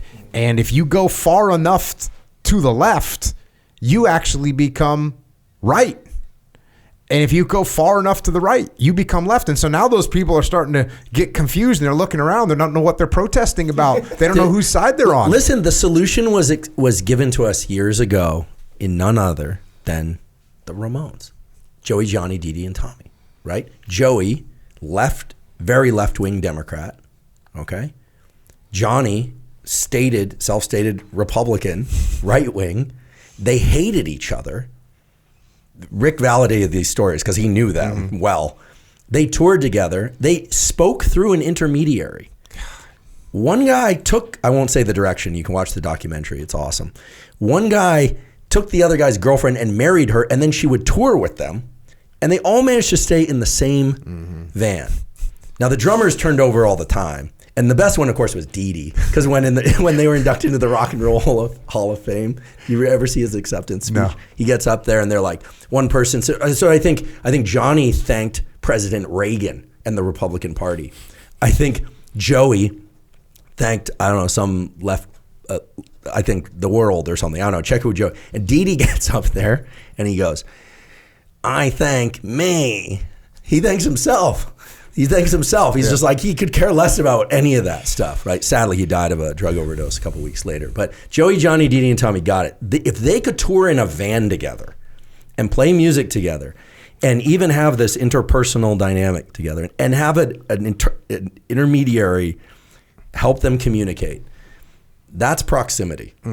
Okay? If they can do that, then I like to think that humans can get along despite diametrically opposed views. Yeah, it's like talking about the left becoming the right and the right becoming the left. I just was reading a quote from John Lydon, and I can't get it. Johnny Rotten from the Sex Pistols, one of the original punk rockers. And he basically said it's very strange now that the most punk rock you could be is to be a conservative, because they're the ones that are actually against authoritarian government now. So you get this role reversal. And actually, if you go back and look at California Uber Alles, right, by the Dead Kennedys, and what's that song about? It's anti-authoritarian, but the authoritarian that they're talking about is Governor Jerry Moonbeam Brown. Is that right? Oh, yeah, I remember when Jello Biafra from the Dead Kennedys, he ran for governor. Yeah, he did. He did run. But wow. When you read that song, or you read the lyrics of that song, it's, hey, there's this authoritarian government. Well, the authoritarian government he's talking about is Governor Brown by name. That's what he's saying. You're trying to impose these things on us, and it's really funny. It's really funny to imagine that he wrote that in 1982 or something like that, and it's talking about basically political correctness in 1982. Like, oh, you're going to come at me with your suede pants. He's going off on these freaking tyrannical liberals that are going crazy with the government. And so it's very interesting that you see the way the tides turn and the way things have shifted. It's very bizarre. I actually still have a lot of hope. I have a lot of hope because, like I said, I work with companies all over this country, and I work with energy companies, oil companies, financial companies, insurance, every company. And you go and talk to those people, they want to know, hey, how can we help with leadership? How can I do this? How can we do better next quarter? How can we help our customers more? That's what people are thinking about. Yeah. They're not thinking about what these crazy people online are talking about all the time. So I think eventually that some of this stuff will burn out. And I think there's burnout right now. I think there's a little bit of burnout. It feels like it. On Instagram and Twitter and Facebook. People are like, dude, I mean, how can you consume all that information? Really? Like, at the end of the day, how many comments are you going to read when you realize that there's going to be some extreme left, there's going to be some extreme right, there's going to be a bunch of bell curve, and that's that. And before you go, look, how much time did I just spend doing this? If you spent 20 minutes, imagine spending 20 minutes like reading comments. And what could you have done in 20 minutes? Get a guitar and learn to play guitar. If you play guitar for 20 minutes a day, in a year, you're going to be able to play guitar actually quite well. Or do what Hollis said. Sit there, close your eyes, listen to what comes up, and resist the temptation to get up and move, and you'll learn something really valuable by taking yourself out of stimulus and response. You'll learn something about who you are and what you want to put into the world. And, I've only done it once since he suggested doing this, and it was this morning, and I was like, wild. Like this, I couldn't agree more. But this is why, Jocko, we want you to run. But no, I get it. I understand that the moment you step into the political fray, it's a very different picture. It's a 12-hour news cycle. It's the whole thing. But I think people do want, they also want to feel trust.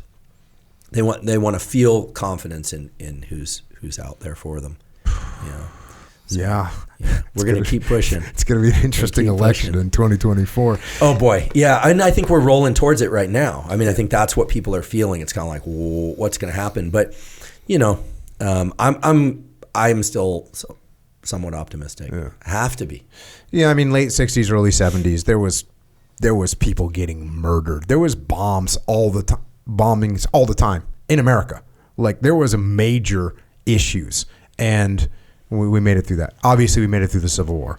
So hopefully we can make it through the 2024 election. I think we'll make it through the election. I think the question is what happens after that. But listen, I'm not very versed in politics. I have friends on both sides. Like I said, I grew up in a split political home. I've lived in Berkeley, California, San Francisco, San Diego, Los Angeles, never lived east of Interstate 5, at least not far east of Interstate. People always laugh at that. I've been to the East Coast, though, love it. But I think that, you don't really know humans, I think, until you have friends from both sides. Mm-hmm.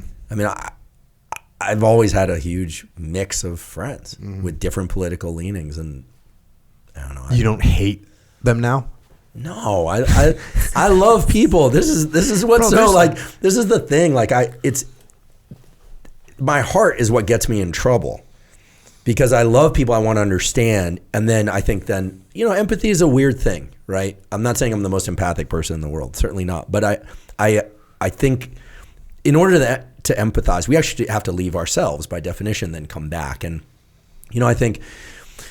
Earlier we were talking about relationships. I think the best advice I ever heard on relationships, that I'm really trying to internalize more and more, is from Paul Conti, who's been on my podcast, and I think it was on Whitney Cummings' podcast. He said, if you had to write down the top 100 things that are important for relationships of all kinds, it's self-care, communication, that just repeat 50 times. That's some Jocko simplicity of directness. That's definitely simple. And I think he's right. And I think that we don't get taught how to do all that. Do you want me to make that more right? Yeah. Self-care, I'm not 100% sure, because I'd have to get some kind of definition. But let me tell you about communication. You want to talk about how to help a relationship with communication? 97% of the part of communication that you need to be good at is listening to what the other person's saying. Because everybody thinks that good communication means I'm going to talk a bunch. Like, I got a beef with my wife. I'm going to go talk to her. So I go, we sit down, I talk 97% of the time. I walk away thinking I had a great conversation. I really proved my point. My wife's ready to file for divorce. You know what I mean? Like that's what happens. So if you want to communicate well, shut your mouth and listen to what other people say. By the way, that also includes political discussions. So if you've got some opinion that I don't agree with, I shouldn't try and argue against you. I should listen to what you have to say so I understand where you're coming from. Otherwise, anytime I open my mouth is pointless, because I don't even understand where you're coming from in the first place. So everyone could do a lot better if they shut their mouths and listen more, which is a weird thing for a person that has a podcast to say. Yes. Because I'm sitting here talking. Well, but you're giving valuable information. I think one of the hallmarks, one of the real challenges of being a person, being an adult or a kid, is you have to figure out, well, let me put it differently. I think 50% of having a self is standing your ground around what you know and believe to be right and true. Like, yes, this, no, this. I'm not this, I'm that. You're this, you're that. Or this was A, not B. And standing your ground. And we place tremendous value on that. The other half is hearing what's coming in and going, oh, whoa, okay, maybe, or whoa, okay, you're right. Okay, and the thing is we tend to place enormous value on the former, not the latter. But we also have to be careful because we need to be semi-permeable to input. We can't take everything that comes our way and say, oh yeah, you're putting this label on this or me or you or whatever or them, and you go, oh yeah, right. I mean, you can't be wishy-washy. You need to be semi-permeable. And the challenge is knowing when to stand your ground and when to take in. And I think that's one of the major challenges of being human. Yeah, I think that people get caught up on a lot of little things that don't matter and stand their ground on a bunch of things that they have no business standing their ground on. And there's a few core beliefs. Like you said, half stand your ground, half be flexible. For me, it's like, let's say there's 100 things that I believe right now. There's like 7 of them, they're not moving. 7 of them. So that's 7%, not 50%. There's 7 things that I believe that, okay, you're not going to be able to change, or it's going to be very, very, very difficult for you to change my mind on these 7 things or 5 things or whatever that number is. It's a very small number. Everything, this is to me is strategic thinking, right? I think of like, okay, where am I at as a human? There's big, giant things, individual freedom. Like, I believe that people should have individual freedom. It's going to be really hard for anyone to convince me that taking away people's freedoms is a good idea. It's going to be really difficult. Now, are there a million little details in other worlds and other aspects of life that I sort of have a softly held belief on? Sure. But I can change my mind pretty easily about a bunch of stuff. There's probably 7 things that I'm like, yeah, I'm not changing my mind on that. Not without some significant, really strong evidence articulated really well, backed up by some kind of historical understanding of the world. Because most things, they're going to change. They're going to change and they don't matter. And that's why I think it's people tie themselves. And actually, that's another thing that Hollis talks about. He talks about the fact that these people that are ideologues, they're caught. They basically lose their soul because they surround themselves with, I'm a left-wing person, I'm a right-wing person. That's who I am. It's not who you are. That's not who you are. But wait, hold on. You're going to tell me that this whole belief system, you adopted the whole thing. Like you went from top to bottom and just said, yep, everything that is left-wing or everything that is right-wing, I buy it all. Like, who does that? That's crazy. Who does that? The answer should be no one. Everyone should say, yeah, you know what? I don't believe in welfare because I'm so right-wing that, okay, well, hey, what about this person over here who, single mom, she lost her job, she's trying to find a new job, but she can't find one right now, and she got 4 kids to feed. Do you think she should get nothing? Well, you see what I'm saying? Yeah. To just say, oh, I'm an ideologue and this is what I believe and that's it. It's just a dumb place to come from. And yet we do it all the time. And then you throw your opinion out about something, you're going to get attacked from all different directions. I had Robert F. Kennedy Jr. on. They're having a hard time pinning him down because who's going to vote for him? I'm not sure, because if you're the most left-wing person and the most passionate thing that you're passionate about is the environment, cool. He's your number 1 vote. But at the same time, you're anti-Israel, okay, then if you're anti-Israel, you're not going to vote for him. So he doesn't make sense to anyone. And they're trying to figure, because he doesn't fit in one particular view. He's very hard to pin down. And so what's happening to him is he's getting attacked from both sides. And guess what? I don't agree with everything that guy says at all. Sure. How could you? How could you? I don't agree with everything that anybody says at all, because I'm a human. And I have an open mind about, like I said, 96 of the things that I'm thinking right now I have an open mind about, and I'm ready to like say, yeah, you know what, I can see where that makes sense. And you know what, at least we could try it for a while. And if it starts to backfire, we could pull it back and we could make a different decision. That's okay. So people get really into what they think they know, and you actually don't know anything, and I don't know anything. There's very few things. I always have a little trick question that I ask when I'm working with a company. I'll say, how often do you think I have to admit that I'm wrong? And people will say all the time, because I talk about humility, it's important to be humble. And I'll say, so how often do you think I have to admit that I'm wrong? And people say, you probably do it. I say, how many times a week? And people will say, probably 12, 7. No. Probably even more than that. They'll have these little arguments amongst the crowd. And then I'll tell them the truth, which is I rarely, almost never have to admit that I'm wrong.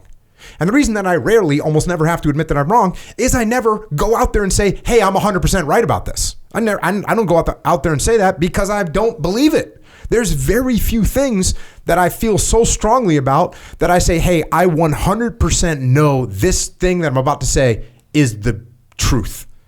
Very few things do I feel that way about.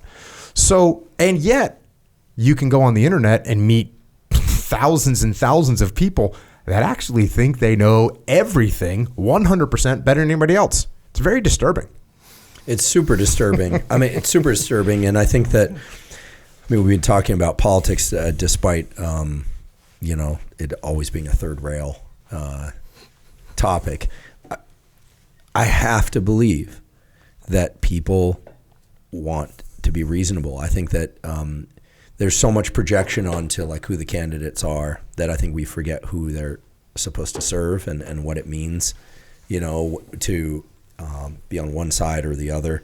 I'm very bothered to the point of being like legitimately concerned, not enough to run unless you run.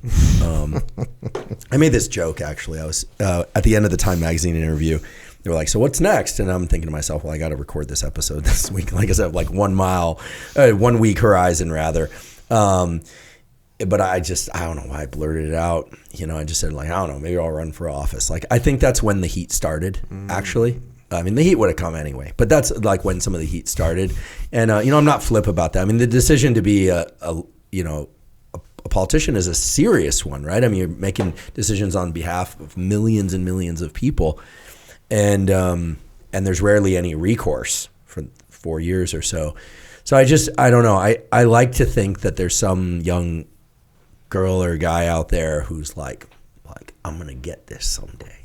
Like they're like on it. They want that slot and they want to do it for the right reasons. That's the hope. I was going to say, because most people that have that attitude, you do not want them in charge of anything. Sure, but at least right. I agree. Not for their own ego reasons, but that they really see an opportunity to do better and to serve, and it might and then require. You wonder if someone like that can actually win.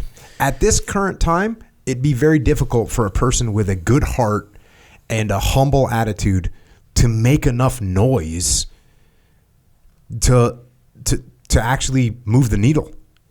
It'd be very difficult. Yeah. Well, this country has a history of celebrities running and doing well, so I don't know. Like, is Taylor Swift going to run? Just seems like everyone loves her. She did this amazing tour. True. She certainly has the stamina. That tour schedule.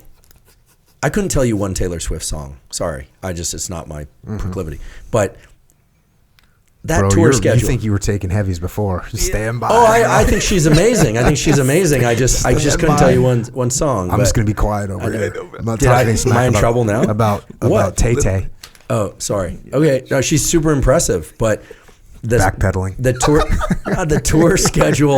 tour schedule is incredible. Mm-hmm. It would bury 10 people. Somehow she pulls. I heard there's some workout. Have you heard of this workout where you like do her, however long her concert is, you do some kind of exercise like what she does, and apparently it's quite challenging. Echo Charles? I've never heard of that workout. Okay. Yeah, just the mere physical part. Yeah, the physical part of it. Yeah. No, I like some, non quote unquote punk rock stuff. I have some friends that are very into Taylor Swift. And Peter Attia, super into there you go. We call them Swifties. Yeah, Swifties. But the mother-daughter combo. But I was talking to the mom, who I'm good friends with, and so it is like she has just nailed relatable emotions and feelings and eras that girls go through and women go through, and she just nailed it because she's been doing it through that in her life. So she's just captured, like, here's what, and so as a girl grows up into a woman, she can kind of track emotionally what's being felt, and she just nails it, apparently. And yeah, apparently. Yeah, I mean, the I guess success obviously. the success of the tour, the enthusiasm, and it seems like the universal love, right? Like there are these people who are just universally loved. They're rare, but I mean, I'm sure she catches flack, but if she does, I'm not aware of any of those stories, right? You know, it seems like she's just revered, and it's awesome. I think the sheer physical stamina, the mental stamina, obviously she's got a great team around her, but like you can't just kind of imagine that stuff into existence. So who knows? Maybe she'll run. Well, she's also an epic songwriter, and that's been proven over and over again. But she taps into, that thread of emotion that people have growing up, especially girls and women, that they get, and she's nailing it. So props to Tay-Tay? I don't know. Taylor Swift. Yeah. Is that her nickname? I don't know. I just kind of thought of it. Yeah, you made that up. Hey, I apologize. There's something you were talking about when you were, okay, so before you had the podcast, you were kind of a normal dude out there grinding. Still normal-ish. Your life was more normal. My life was definitely more normal. It was me and the girlfriend and the dogs, and I still worked out, read, all that. Yeah. There's something that Hollis talks about, and it's authority. And if you're living your life for authority, for an external, so authority is something that's external, and it's large and external. That's the way he describes it. So this is when you're living your life for in your case, academia, right? You're living your life according to this external authority. Also, according to the external authority of you've got to pay rent, you've got to pay taxes. Like there's a bunch of external things that you're living your life for, and then you kind of found your vocation, I would say, in being able to teach a bunch of people kind of wide and deep and broad, millions of people. That's pretty awesome. When you think of someone that's trapped, or and what he says is if you're serving these external authorities, it's at some point, look, they can be aligned right now. I'd say they're pretty aligned for you. You happen to be able to serve kind of both masters, both the external things and your own internal. Did you stumble into that? Because it kind of seems like you stumbled into it. Yeah. So I've been cursing a bit more than usual during today's podcast. Forgive me. We'll need a explicit lyrics warning. Which, by the way, parents, that made every kid want to buy it more. That's true. Yeah. And that's like when they put the warnings on podcast episodes. What was her name? Tipper Gore. Tipper Gore, yeah. Tipper Gore, once again, like she was the authoritarian figure that was trying to stop free speech in music, right? And that was Al Gore's, wife. So that's kind of interesting. Yeah. So remind me of the question again. Sorry, I took us off track. So you kind of like. Oh yeah, did I? Yeah. So I was about to swear. I'll try not to swear. So I became a scientist on purpose. I sort of became a podcaster kind of on accident. In the sense I really wanted to get the information out to a broader range of people, and Instagram was limiting. I still use Instagram quite a bit as a platform, but podcast just made sense. In some ways, though, it was long before that I started teaching. So when I was a kid, I would go to these fish stores, and I was obsessed with fish and birds, as I mentioned before. I was a real nerd, and I would even come into class on Mondays sometimes and like ask if I could give a lecture about what I learned over the weekend. I did one on medieval weapons. I was obsessed with catapults. It's like the coolest thing, and I was obsessed with fish and that kind of thing. And I was at a carnival with my mom when I was a kid, and they had the little fish. They had the little bowls with goldfish in them, and you'd throw the ping pong ball, and if you got the ping pong ball, and you'd get it. And I was there, and I saw people doing this. And I was just mortified because they'd take the fish home, and I knew that those fish were going to die if the water wasn't dechlorinated. So my mom, who's like a real do-gooder, really like my mom, just as like a 1 second aside, was the kind of person where when we grew up, there was a homeless guy in our town. They called him the sheep man. because he wore these sheepskins even on really hot days. Like years later, I found out not him, but she would put homeless people. She would get them hotel rooms and just pay. Like like she was that kind of person. And so I told her about the dechlor. She was mortified that the fish would die, and so we went and bought a bunch of dechlor. And I would then go to these things, and I would give you a bottle of dechlor to dechlorinate the water when you won your fish, but there was a cost, and you had to listen to me talk to you about dechlorinating and taking care of fish. So it kind of started early on, like there was a purpose, and I couldn't help myself. And who knows, I have a little bit of a grunting tick that takes over if I'm tired, and when I was a kid, I had a little bit of a thing, and my dad used to say, hey, and he used to squeeze my hand. We were in D.C. once on a family trip, and he'd be like, stop that. And I used to hide in the closet. It was a little bit of probably like early Tourette's, kind of like, and it'd give a lot of relief. Eventually passed. A lot of young people have this. It's more prominent in boys, and then as the frontal brain circuitry develops, it suppresses it, because basically that's what the frontal brain does, is suppress these reflexes. So fortunately, they didn't like throw me on medication. There wasn't even medication for it back then. But in any case, there's like for me to like get out what I feel inside, or for me skateboarding and falling and slamming, I'd feel like, oh, I feel okay now. Or boxing, not a sport I was any good at or that I recommend if you want to keep your brain, unless you're a professional. Great sport. I love it as a spectator. But I remember I'd get hit sometimes, like, oh, I can think clearly now. Just kind of like shake off the cobwebs, or like a good hard slam. Skateboarding, like, oh, now the day starts. There's something to it.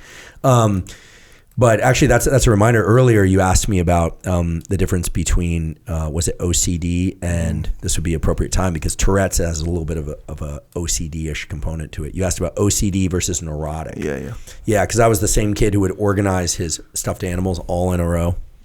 I'd have them perfect, wake up in the morning, get them all in a row, and feel I could go about my day. The difference is with true obsessive compulsive disorder, the obsessions are mental. Obviously, the compulsions are the action. The engagement in the compulsion sadly doesn't serve to reduce the obsession. It just exacerbates it.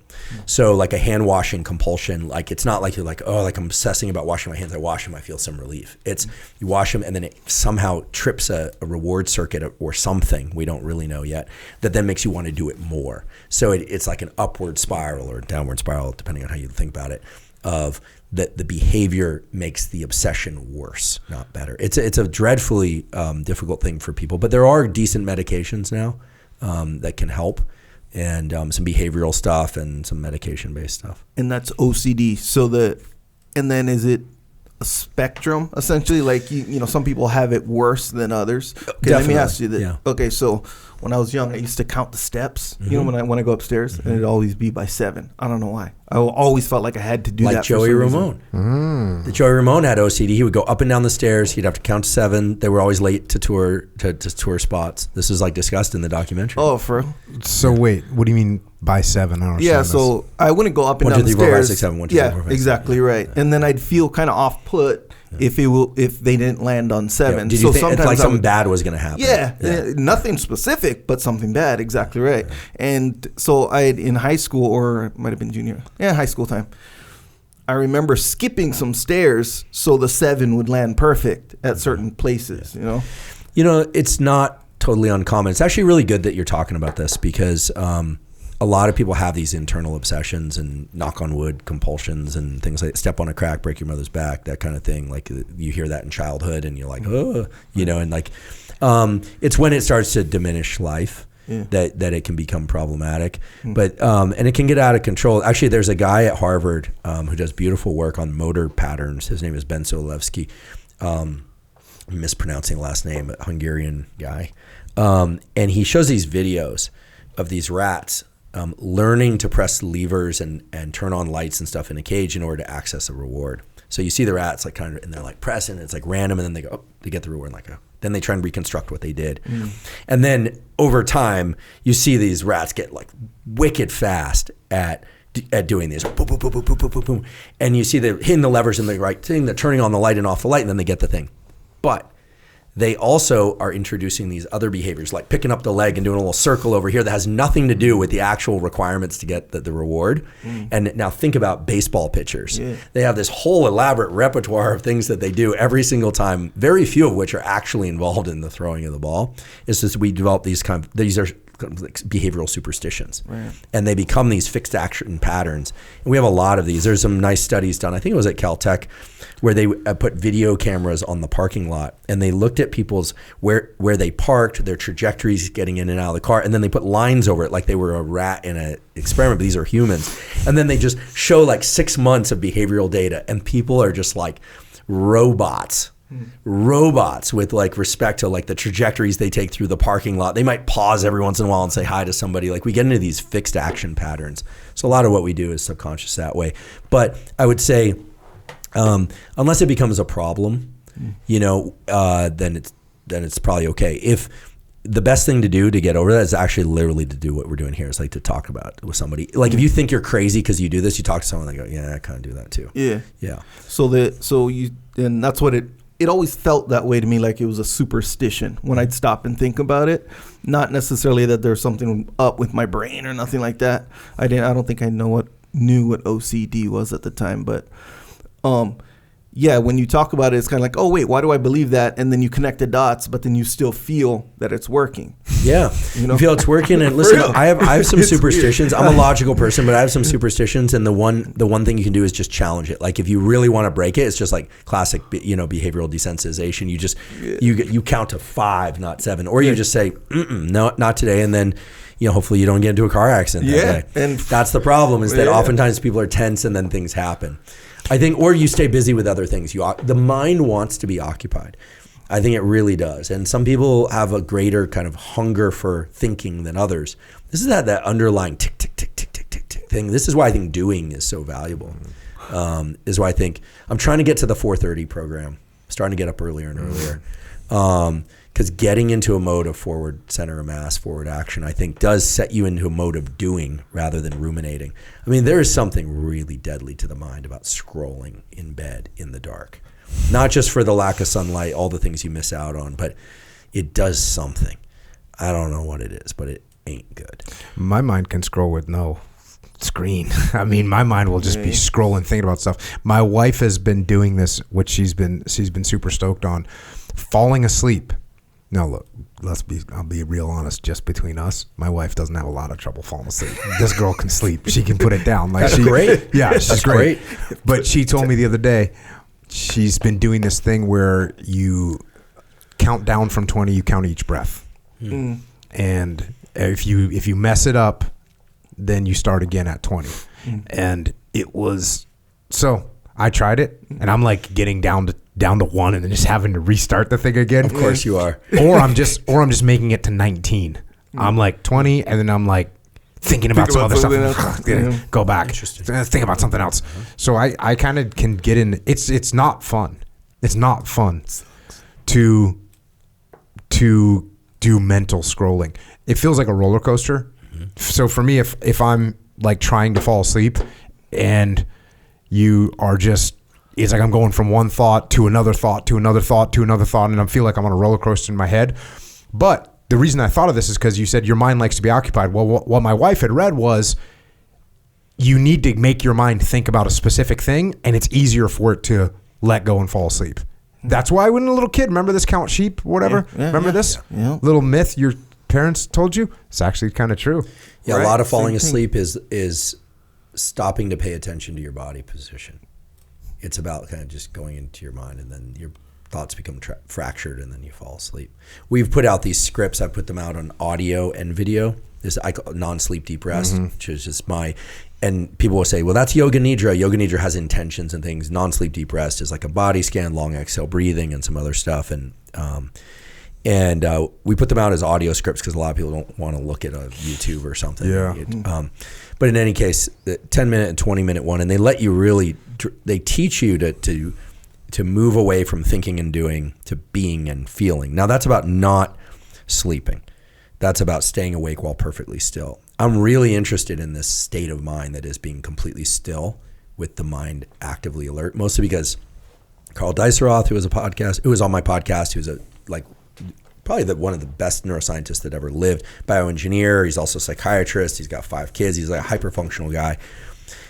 Said that his practice every night after his kids went to sleep, now they're older, they put themselves to sleep is to sit in a chair and to close his eyes and deliberately think in full sentences, complete sentences. It's hard. And then Rick Rubin, who I spend, again, a fair amount of time with, oftentimes will go into like lying down or seated, position, just kind of like keep, but mind very active, thinking while still. He's also big on walking and that kind of thing. It's interesting how Rick has kind of come to embody like the mystique of creativity.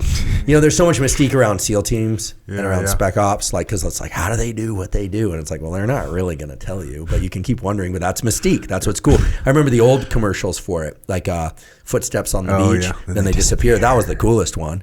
The coolest commercial. I don't know how it did with recruiting, but it was a cool commercial. And then with Rick, it's sort of like, how does this guy access this? And I think he has his own protocols. He's not like just haphazard about it. He spends time in the sun walking. He's talked about some of this, still while thinking. Dice Roth does that too. Einstein was known for that, walking, then stopping, closing his eyes and thinking. So there's something about body still, mind active. That seems like it's a good place to be. You gotta get control of that brain sometimes, man. And I'll be the first one to tell you, like, sometimes mine, I like to be really tired at the end of the day. Yeah, you mentioned that when you came on my podcast. If I get to train hard, man, I feel so good. I just go to sleep. My head hits the pillow, I'm out. Did you roll this morning? I did not roll this morning. But you trained this morning. Yeah, definitely. But like yesterday, freaking had really good workout, really good training, and like I just fall asleep in a millisecond. Like your head hits the pillow. Yeah. But if I don't get that physical, like let it out, get it out, then it's going to be, then my mind can start thinking about things. And also if my mind starts thinking about things, even if I'm kind of tired, but if there's something going on in my brain, it's like, yeah, that'll tick many hours away. Earlier you asked me whether or not I feel like I'm in the right groove of my career. I was rude. I didn't ask you, like you've been at this a while, a little while now. How long you've had the podcast? Since 2008, yeah. Okay. 9 years. That's good. No, not 15, but awesome. 8 years. And you have the other stuff dialed. Your kids are mostly out of the house except one. You're happily married. You got great businesses. Like, are you thinking specific evolution? I know you have the show or the movie, the Warrior Kid. Yeah, the thing. Warrior Kid. Yeah. He didn't ask me to plug this, folks. I'm actually just interested in stuff. There's no earlier before we started, we were talking about how like there are all these theories about how podcasters have these like secret commercial relationships. Yeah. So like we won't talk about it, but like because we don't want to like exact the conspiracy theory, but which would be kind of fun. Which we just did even more by saying we're not going to talk about it. Listen, but this is cool. You mentioned this the other day, and I'm excited, and I retweeted about it, re-X'd about it. Way of the Warrior Kid is going to be a movie. Yep, movie. Yeah. Awesome. With Chris Pratt. Yeah. I mean, it's he epic. was in Zero Dark 30. He was in Zero Dark 30, and he was in Terminal List, and he was in a bunch of other stuff. I mean, he's Star-Lord, Jurassic Park. Like, he's very popular. Yeah, he's a popular dude. I mean, he's great too. Just awesome. Super cool, super stoked. And that is that book. I've gotten such the best feedback of everything I've done in my life. The letters and emails and handwritten notes from kids and from parents that did their first pull-up, got an A on the math test, memorized the presidents, like all the things that are in that book that are going to help them so many different ways. There's nothing more gratifying and feels better than helping out all these people and also giving kids a framework. one of the messages in the book is like, you need a code to live by. It's everything I just talked about. There's a couple things there's a few things that these aren't going to change. That's like the code you have as a human. And part of that book is the kid writes his own Warrior Kid code. And once you have a code that you live by, it really can give you some direction in which way you're going to go. And it's going to let you make so many decisions.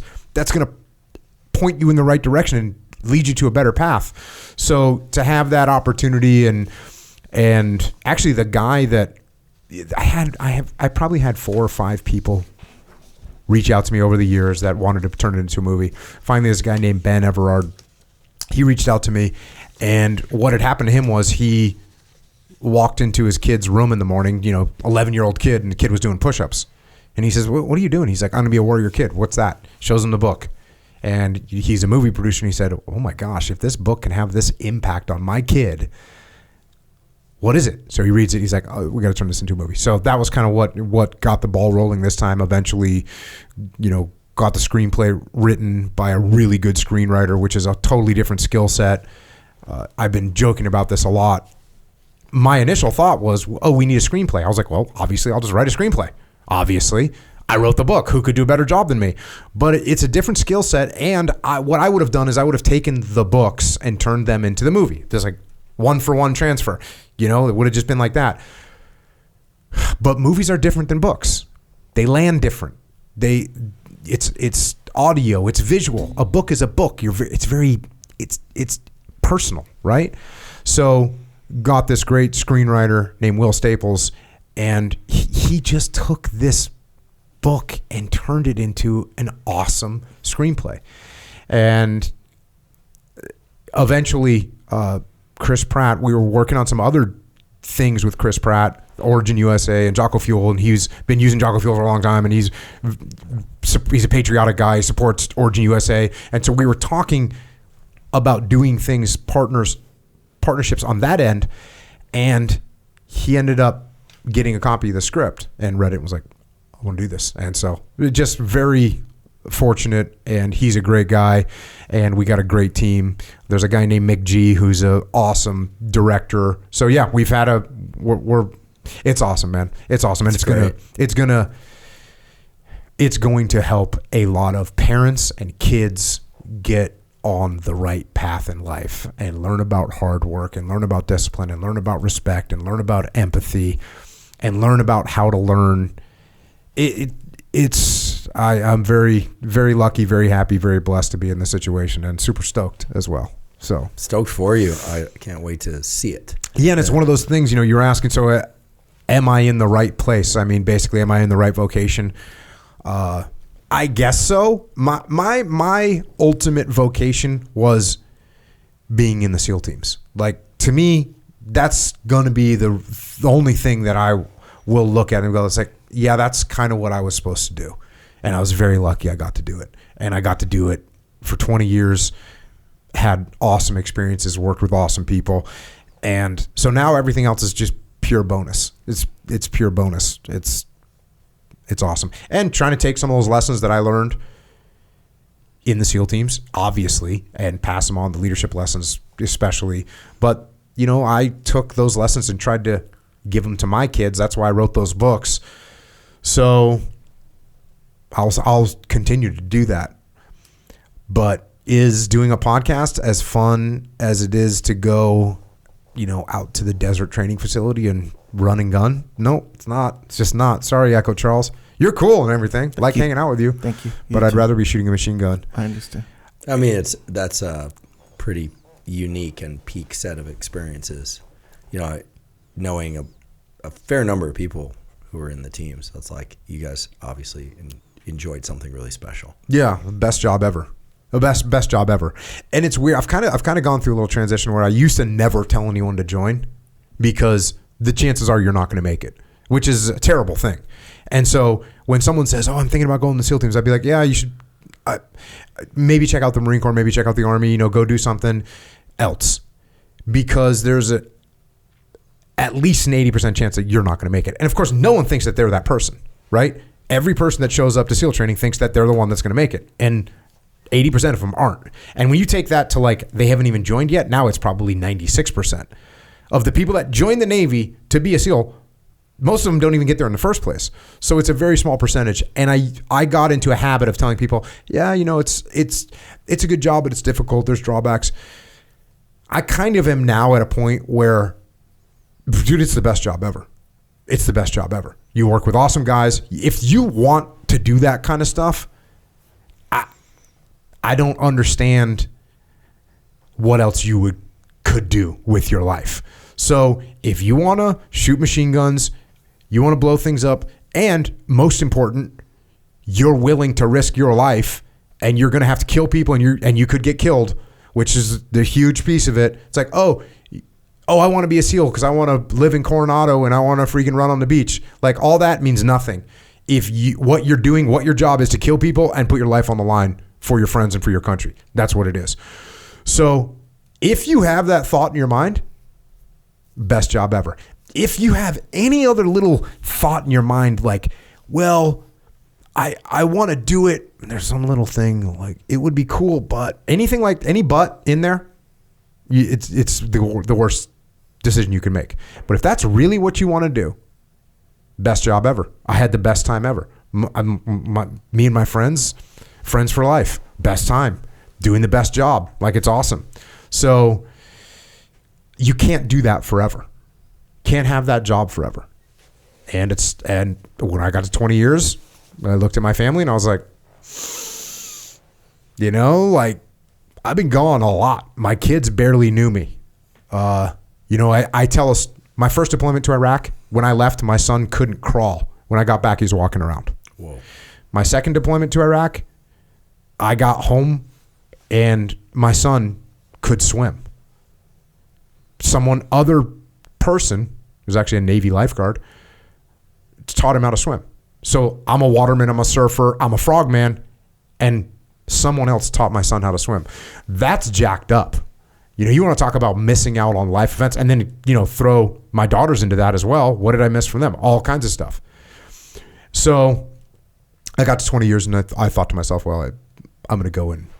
And it was a bummer because it was a hard decision to make. I had a freaking ridiculously awesome career. I was in a great spot. I was, screened for X. I was like screened for XO, deep select. Like I was in a great spot. My career was awesome. Yeah, you got to op a lot. Yeah. And I was past my days of operating were coming to an end. They were kind of over. Like, you get to that level of seniority, you're not gonna get to operate. That's why in the SEAL teams, there's a lot of guys that get out at that 12 to 14 year mark. Actually, 14, they're going to hang on. But 10 to 12, 13 years, guys are like, they're looking at their future and they think, well, I came in the job to be a commando and now I'm going to be not a commando. I'll be helping the commandos. I'll be supporting them, but I'm not going to be doing that job anymore. That's what a lot of guys, they don't have that same affection for the job at that juncture. For me, it wasn't really that. It was more, it was just staring at a bunch of deployments in the immediate future. And, my kids were just about going into high school, and, you start talking about wrestling tournaments and jiu-jitsu tournaments, and you're not going to see any of it. That's what's happening. And that's why guys that do 20 years, 25 years, 30, I got friends that have done 40 years in the teams. 40 years in the teams. What do they call them, bullfrogs? If you're the person with the lowest class number on active duty, yes, there's just one. You're the bullfrog, and there's one at a time. And that person, usually will have around 40 years. That's how long being on active duty. So yeah, that bullfrog position is hard earned and huge sacrifice. Like families are not going to be seen very much. And the teams comes first. It always does. So you're committing to that life. And I did, man. And the teams came first for me 100%. You can ask anyone in my family, like, what was the number one priority when Jocko was in the teams? They'll tell you without question what the number one priority was. That's not balanced. Maybe if I was more balanced, if I would have been more balanced, maybe I would have been more open to staying in longer. If I would have figured out a way like, oh yeah, I don't have to be 100% focused on the teams or 97% focused on the teams and 3% on my family. But I wasn't going to miss a training evolution for anything. So yeah, that's at a certain point, that ride is going to come to an end. And that's exactly what, I had to make that decision. This is freaking rough. And especially because I was expected to carry on, and for me to go and tell, I'd worked for the Admiral, for me to go tell the Admiral what I was doing was a tough conversation, and to tell my immediate boss, who was the Commodore at the time, to tell him, hey, here's what I'm doing. And it's rough. And there's and unfortunately there was a whole bunch of guys that got out around that same time. And so it wasn't good for the community at large. It was rough. It was rough. But you did it on your terms. They didn't tell you needed to go. You didn't get injured. No. It was time. Like you decided it was time. And there's something beautiful to that, right? That's that sense of agency. Well, I don't know, because I don't think that I wanted that. That was harder. If I would have been injured and been like, sorry guys, or been a screw up and been like, yeah, I guess I can't. But it wasn't like that. It was 100% on me to look at my friends, my brothers, and be like, I'm quitting. It's quitting. I'm going to quit. And because that's what you're doing. And you go your entire career in the SEAL teams. It's like I talked about earlier. It's like, we're not quitting. We're going to carry on. We're not complaining. Like, you don't complain. You don't complain when you miss your kids learning how to swim. No one in the teams knew that my kid, no one knew that. No one knew that my kids, went to had the recital, did this, started in the school play. I didn't see any of that. Where was I? I was at work. Didn't tell what. No one in the teams tells anybody. You eat it and you carry on, and that's what I did. And I did it because I love the teams. I mean, I wouldn't do anything else. It's freaking the best job ever, and the guys are awesome, and do anything for them. And so when you get to the end of that, so for me, that vocation was 100%. I was 100% aligned. I was 100% aligned. The pull that I started to get was, hey, hold on a second. What about these freaking 4 children that you created and that you have not been paying attention to? How's that feel? Doesn't feel good. Doesn't feel good. The other team. Yeah, the other team. Yeah. And so that's why I made that decision. And then from there, the other stuff kind of happened. Like you said, and I joke about this too. You said there's no diabolical plan. I didn't have like a plan for any of this. It was like, oh, well, there was a guy that asked me to come and talk to his executive about leadership. I was like, okay, well, I can do that. And then he said, can you come talk to all my divisions? And I said, okay, I guess so.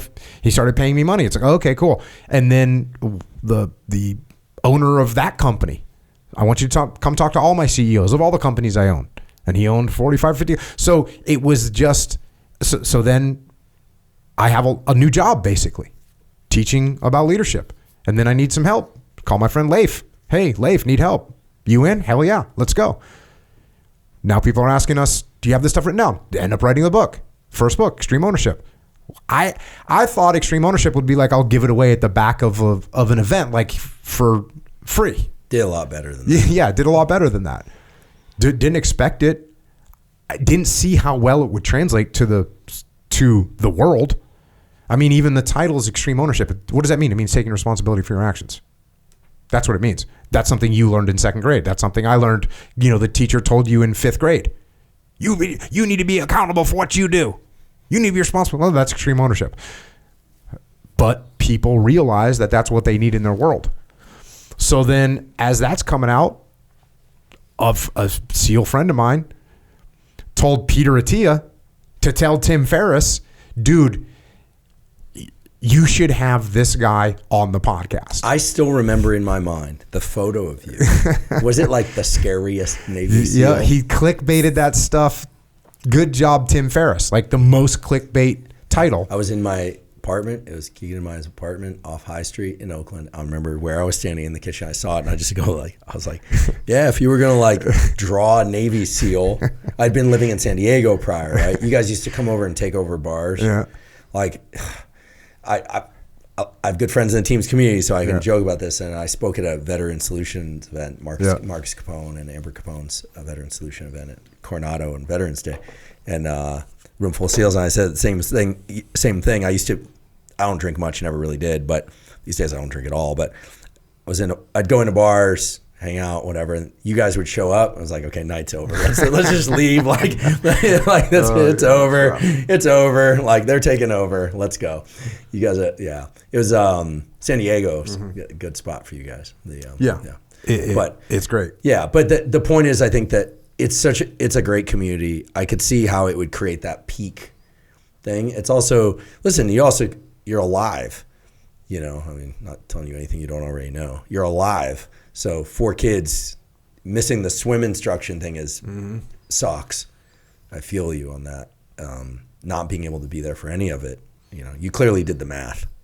And the other team seems to be thriving. Seems like the other team's great. And, you know, my wife, God bless her, she just held down the fort like a boss and never complained about anything and just gave, you know, she just covered all the home front.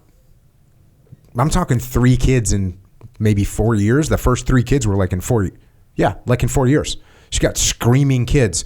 My wife, I remember, she's very bad morning sickness. Her morning sickness would be 24 hours a day for the first trimester of births. And I remember she's pregnant with my son and my other daughter, so it's like one's 4 and one's 2 or 3. And my wife is like standing over the toilet throwing up.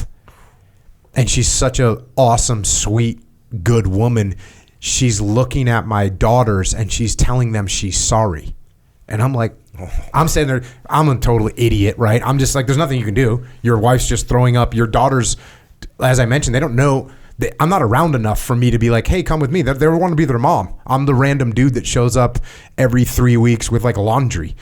But there's my wife just holding down the fort and saying like, I'm sorry. She's apologizing to my daughters that they have to see her like this. I'm like, bro, this is rough. Talk about a warrior. Yeah. So she was holding down the fort. And then when I eventually, you know, retired, and so now I go into leadership teaching. And then going back to Tim Ferriss has me on his podcast. And again, there wasn't that many podcasts then. There was a very small number of podcasts. It's probably like 2013, 2014. It was 2015. It was 2015. So a little later. Okay. Yep. So 2015, that podcast come out, and then Rogan hears it. I go on Rogan's podcast, and both of them told me, like, start a podcast. And I'm like, okay. So started the podcast. And a Twitter account. Yeah, and started a Twitter account too. And Ferriss lied to me. He's like, just start it. I'll help you. He never helped me. But, you know, he did help me by telling me to start it. But he's like, don't worry, I'll show you how to do it. That's a pretty amazing team to it's ridiculous. And so when my podcast came out, again, what am I talking about? I'm talking about the stuff, as to reference what you talked about earlier. I'm talking about the stuff that's coming from my heart, who I am, what I care about, what I like to talk about. What do I like to talk about? War, leadership, discipline, like those are things that I talk about, and that's what we were talking about. And, you know, speaking of like highly produced podcasts, because we haven't really changed very much, and someone asked me like, hey, are you ever thinking about, you know, maybe putting a background in this kind of stuff? And I was like, oh, you remember that disco song that AC/DC wrote? And they're like, no. And I go, because that's not AC/DC, you know? And I'm not going to make a disco album. We're making what we make. Us like, still what I really like doing is, I actually really like reading books that are written by first-person accounts, or written first-person accounts of war. That's what I like. Why? Because it teaches you about human nature. You get to understand people better when you see them in very terrible situations and how they get through them and what they do and how the other people react around them. That's one of my methodologies for learning and becoming better. So that's how all this started. And then it's just applying sort of the mentality of the DIY punk rock mentality. Oh, well, I drink tea. Okay, well, people are asking me, what kind of tea do you drink? Because I talked about it on Tim Ferriss' podcast. And I was like, well, there's these few different brands, but why don't I could just make my own. I love the white pomegranate tea. Yeah. Yeah. So there you go.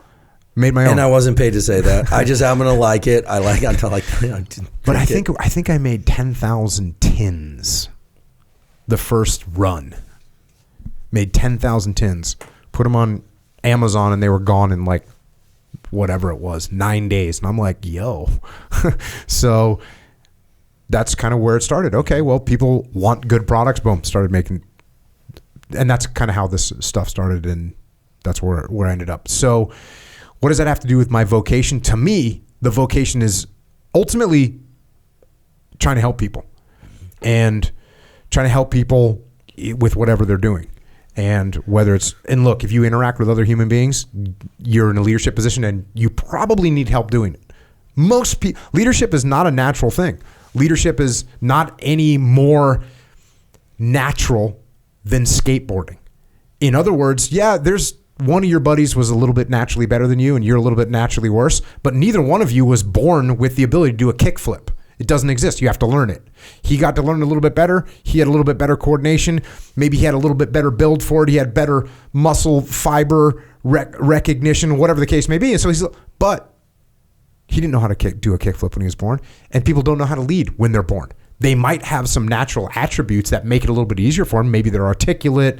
Maybe they're able to break things down well. Maybe they're able to simplify things. Maybe they're a little bit better at understanding what emotions other people are having, and all those things are going to be beneficial, but you still need to learn how to do the kickflip. You still need to learn how to lead. And so for me, that's kind of the essence of it. How can I help people out? Well, started with leadership. How can I help them with that? Turned into like, how can I help you get in better physical condition? Turned into, oh, you got kids, so let's help those kids out as well. And so that's what it really boils down to me. And that's where the most gratification comes from, is being able to help people out. So one, the fact that it's an expression from your heart comes through. Like people, that again, it's like a felt thing.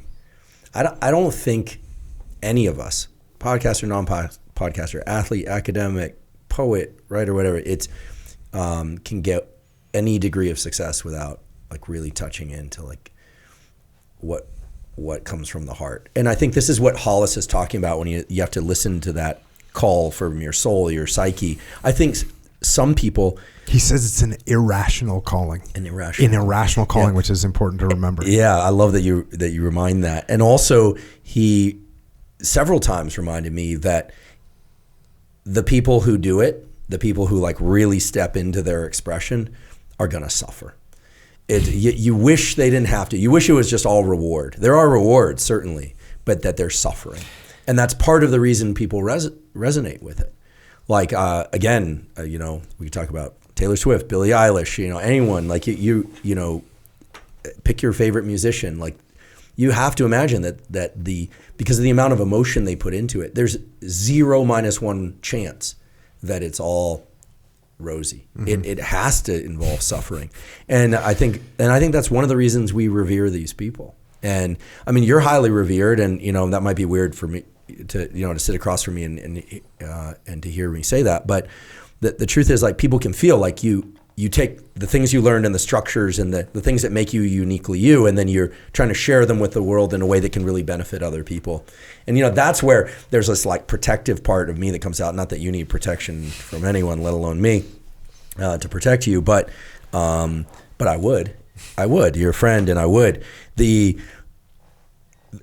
thing that's frustrating is when you see people coming at your friends who are who are doing it from the heart, and then you're just like, damn, like it's so aggravating, I mean, whatever they throw at me, and I'm sure we'll all get stuff thrown at us more, like whatever gets thrown at me, or like it's the response internally for me is nothing like the response when I see friends getting attacked. And we got some friends in the podcast community. I've got friends in the science community. Remember, academics are under fire right now. Mm-hmm. They're losing jobs left and right, and that's a whole other biz. But it brings out this spirit of like, you want to just say like, hey, like, they're trying to get it right. Stop. Like, stop. But I think there will always be 10, maybe 20% of people who just like have taken upon themselves to like completely dismiss their own sense of agency and just try and tear people down because they feel like that's the right thing to do, but it's a completely misplaced sense of agency. Yeah, I think that's just the way. That's just as we say in Hawaii. That's just how. Right. That's just how you got to expect that stuff. I'm trying to learn to do this. Somebody really close to me who serves as an advisor to me is always just saying, like, he's like, your life will become so much easier when you realize that there's a certain percentage of people that are just really unwell.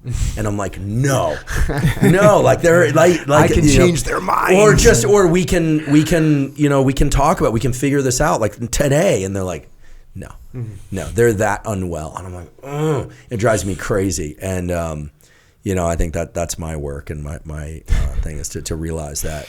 There's something else to be careful of, and I made an explicit note when I was kind of getting ready for this, because I knew we were going to talk about, like, what's your true vocation, what's your calling, this irrational calling, and got to go after that. Or there's this separation between the authoritarian things in the world that you kind of have to obey, and if that doesn't match up, you're going to suffer. Here's the thing you got to watch out for too, is like, and you just said it, which is chasing your dreams. There's going to be a lot of suffering, and there's absolutely no guarantee whatsoever that you ever get anything good from it, like externally. Look, if you're doing it, like when people, for a while, it was sort of, now that everyone already has a podcast, like everyone, but there was a while where not everyone had one yet, and people would ask me like, hey, I want to start a podcast. What do you think? Or what advice do you have? And I would say, if you want to do it because it's in your system and you want to get it out, cool, then go do that and upload it and be happy. If you want to do it because you think a lot of people want to hear what you have to say and they're going to listen to it, keep in mind, there's a very slim chance that that's going to happen. Because I was just talking about this the other day. Like, most of the time, most people don't want to hear what you have to say. Like, that just it's not normal. Like, if I'm in a meeting, I sit there and think in a meeting, most people don't want to hear what I have to say. Like, people don't want to hear what you have to say. So that's most of us most of the time. Occasionally, you have this strain of knowledge that people wanted to hear. It's like, oh, wow, this guy, like you said, it landed with a bunch of people at a certain time. Okay. That's uncommon. So if you're going to, for lack of a better word, follow your dreams, you have to do it because that's what you want to do for yourself to get these things out there. And if the world happens to appreciate it, great. And if they don't, you got to be okay with that. The chances are they're not going to appreciate it. The chances are your efforts and your suffering and your work is going to go, it's not going to be rewarded. It's just going to be out there. So if you're doing it because of that, great. If you're doing it if you're doing all these things for the external, by the way, by the external forces, including your ego, that's another thing that Hollis talks about. Hollis talks about your ego being an external force on the true you. Right. So your ego is an external force that's saying, oh, I would like a bunch of people to listen to me, so therefore I'm going to write a book, or therefore I'm going to start a podcast, or therefore I'm going to do this performative thing in the world. Well, you better just make sure that you're doing it because you want to do it, not to satisfy your ego, not to satisfy your neighbors, not to satisfy the interwebs or anybody else, because that's going to be rough. It's going to be rough.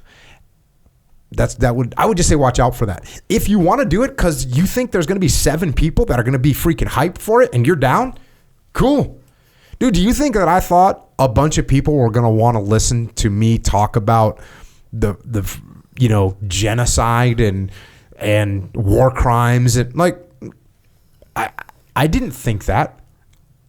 Did I think people were, there's a out of print book from 1932 about World War I written in the first person that is out of print, literally out of print. It doesn't exist anymore. I have a copy. I bet a bunch of people are going to want to hear me read and reflect on that. What are the chances? No, we didn't do it I wasn't thinking, hey, I'm going to go do this because a bunch of people are going to want to listen to this. In fact, we haven't done that. I haven't done that. It's like, I've got a book that was written by a Marine that was in Guadalcanal who wrote a first-person account of what it was like for him. I want to read that. If anybody else wants to hear it, they can press play. If they don't, it's okay. And I think having that attitude is a smart attitude to have. And I also think that it's the authentic thing to do. Totally. And I think that there's a way in which whatever we happen to be working on or caring about most, I'm not talking about podcasters, although it includes podcasters, that's the thing that if it feels like almost like a compulsion, not the OCD clinical thing, but almost like it has to come out, then that's the best case scenario, because there isn't that deliberating. Do I do this? Do I not do this? Like, it has to come out. And it just runs through you. I mean, people talk about this like spirit running through you. Hollis talked about this, about it in the best circumstance, you drop in once a day or so touch into your psyche, your spirit, who you are, your unique expression, and then something runs through you, it comes out and it benefits the world. That's the ultimate, form of humanity. Does it work that way? Also, the rewards when they come can be distracting. They can contaminate, right? Yeah. People start doing stuff for money. Rick's talked a lot about this in his previous book tour around the creative act. Like, he talks about it as your offering to God. Like, that's how he talks about the creative expression, because if you're paying attention to the metrics of, get paid this or do it that, then people start modifying. There's this amazing clip. I don't know if you've ever seen the movie Basquiat, about Jean-Michel Basquiat. No. Okay. Amazing movie, not the documentary. I haven't seen that. It's got Dennis Hopper, Christopher Walken, David Bowie, Parker Posey, Benicio del Toro. It's amazing, and it's like him when he was coming up as a painter. Courtney Love. It's awesome. What's and the soundtrack, the Basquiat, okay. Basquiat. And this is a famous painter. Yeah, famous painter, the Andy Warhol. He was kind of a street artist that made it big. Anyway, I won't give it away. Amazing, amazing movie. And there's this great scene where he's shooting hoops with his best friend, who's played by Benicio del Toro, who I think is supposed to be the young Vincent Gallo. And he asks him, he says to his friend Benny, who's Benicio del Toro, he goes like, "Hey, how long do you think it takes to get famous?" And so Benicio del Toro does this just brilliant 1.5 minute description. I'll send it to you as a clip. If maybe we can link it, maybe not, I don't know. But 1.5 minute description of how long it takes to get famous, how they'll reward you for doing something a certain way, and then when you try and evolve, they'll punish you so you continue to do the thing that initially got you famous. Then you'll be rewarded again, but then they're going to hate you for doing it that way anyway. And then in the end, you end up right back where you started, but basically wishing that you were an unknown person, because then you can be left alone.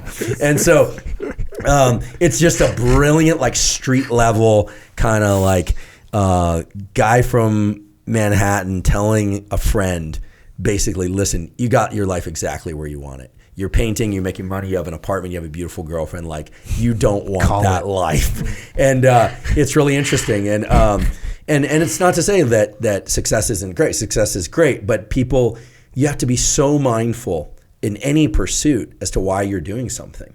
And if it's a physical pursuit, like in the SEAL teams where you can get killed, or it's a sport, or it's music or something, like, if you get away from the essence of why you're doing it, we know there's basically zero chance of success. If you do it for the pure essence of it, and I know Rick's talked about this, you just said it far more succinctly and eloquently than I could, but there is a chance. If you do it for the right reasons, you keep doing it for the practice of doing it, and it comes from the heart. And we talk about the heart, and I think that it's one of these things where it's like, what is that? That's the thing where, like, you can't imagine not doing it, and you're scared to do it, and it doesn't feel right. And it's also where and we haven't talked about this, but like, aside from outside the teams, but where you also assemble the people around you that can help you do what you need to do. Like, I didn't go, podcast, mic in and go.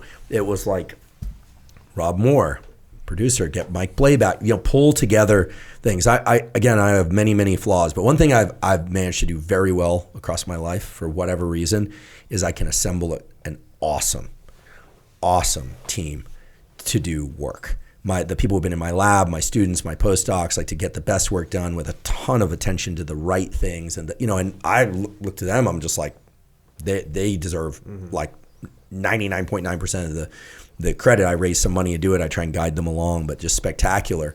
A couple of them are professors now. Nothing makes me happier than like the call I got this morning. Hey, what do you think of this person? It was a woman who worked in my lab who now has her own lab. And I'm like, she's awesome. He's like, great, I'm putting her up for this big award. You're like, yes, like nothing feels better. Nothing feels better than that. So being able to assemble a team, even if it's one other person or someone that you can talk to at the end of the day or week, like, hey, check me on this. Like, no one goes at it completely alone. Some people in the podcast community or other communities are more of lone wolves, but nobody's doing this stuff alone. You just see that person. Lex has got a team, Joe's got a team, you got a team, I got a team. Like, and you pull together those people.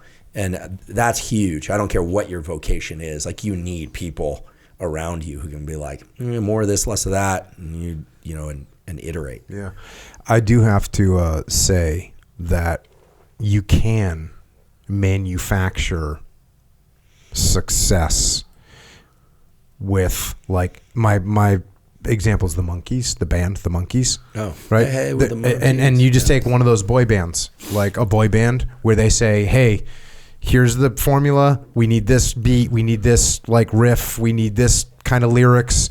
And they put them together. We need this look. Like they select the monkeys because this guy's the cute one and this guy's the jock one, and they do that. But here's the thing, and it's very obvious when you fast forward however many years. Oh, like they had no soul and they're kind of meaningless. And so that can happen. Like you can do that with music. You could do that with a podcast. You could do that with. You could write a shocking title of a book and you could get it out there but if it's not coming from a place that's real, then people will see through it. Yeah, it won't go anywhere. One podcast that's great, I need to listen to it more, but I've listened to it some, is the Founders podcast with David Senra. Just talks about founders, and he's covered like amazing. You can tell he's just like an ultra nerd about founders of companies and stuff. It's a spectacular podcast. And then when I went and visited Rick last summer, we would tread water in the morning. It's kind of very like SEAL team type thing to do, but this is like Rick and me, so it's slightly different picture. But we're treading water. Yeah, check. And we would listen to History of 100 Rock and Roll Songs by Andrew Hickey, and it's just an awesome podcast about rock and roll songs and stories. And I don't know, I didn't continue to listen to it when I got back, but I'm like,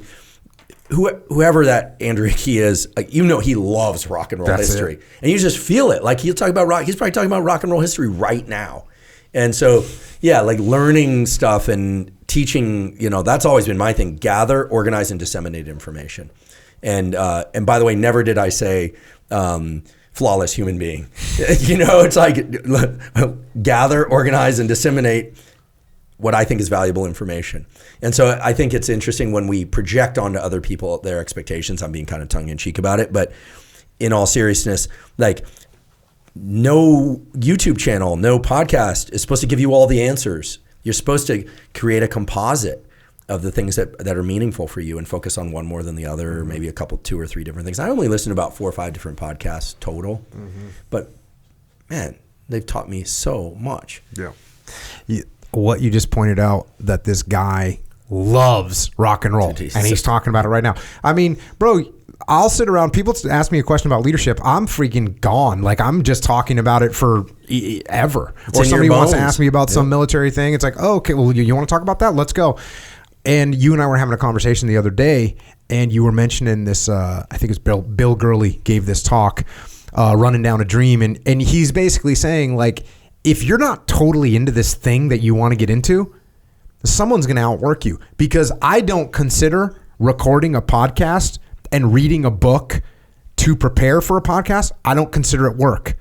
I'm doing it because I want to do it. So if you're out there and you're like, well, I want to make a podcast and I want to talk about stuff too, and it's work for you, I'm going to beat you.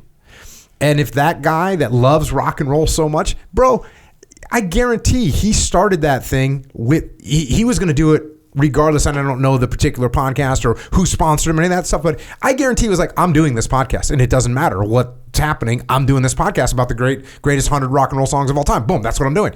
And probably because of that passion, he made it, and then probably it became successful. But no matter what you're doing, if you're not 100% into it and you don't love it, and it's not your true vocation, it's going to be problematic. It's going to be rough. I mean, one of the amazing things about becoming friends with Tim Armstrong is that, he had Operation Ivy Rancid, Transplants with Travis Barker and Rob Aston. It's an amazing band. A lot of people hear Travis and they think Blink, but I always think Aquabats. He's going to laugh at that one. Aquabats, and then I think Transplants. Amazing mashup of like punk rock and some hip hop tones and some hardcore stuff too. Anyway, Tim, like, this is a guy who's written songs. Meanwhile, I'm over here on the old Firm Casuals. That's my Lars. Yeah. Well, I'm a huge Lars and the Bastards fan. Huge. I mean, like, don't get me started.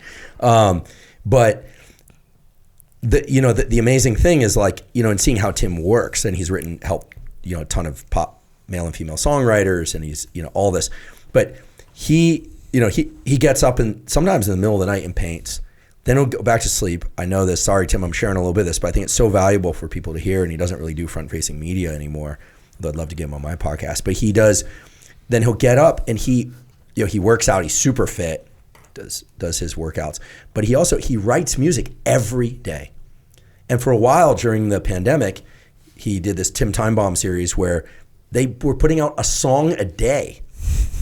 I think him and Kevin Bavone from the Interrupters, like, I think that's who he did it with, like, every day.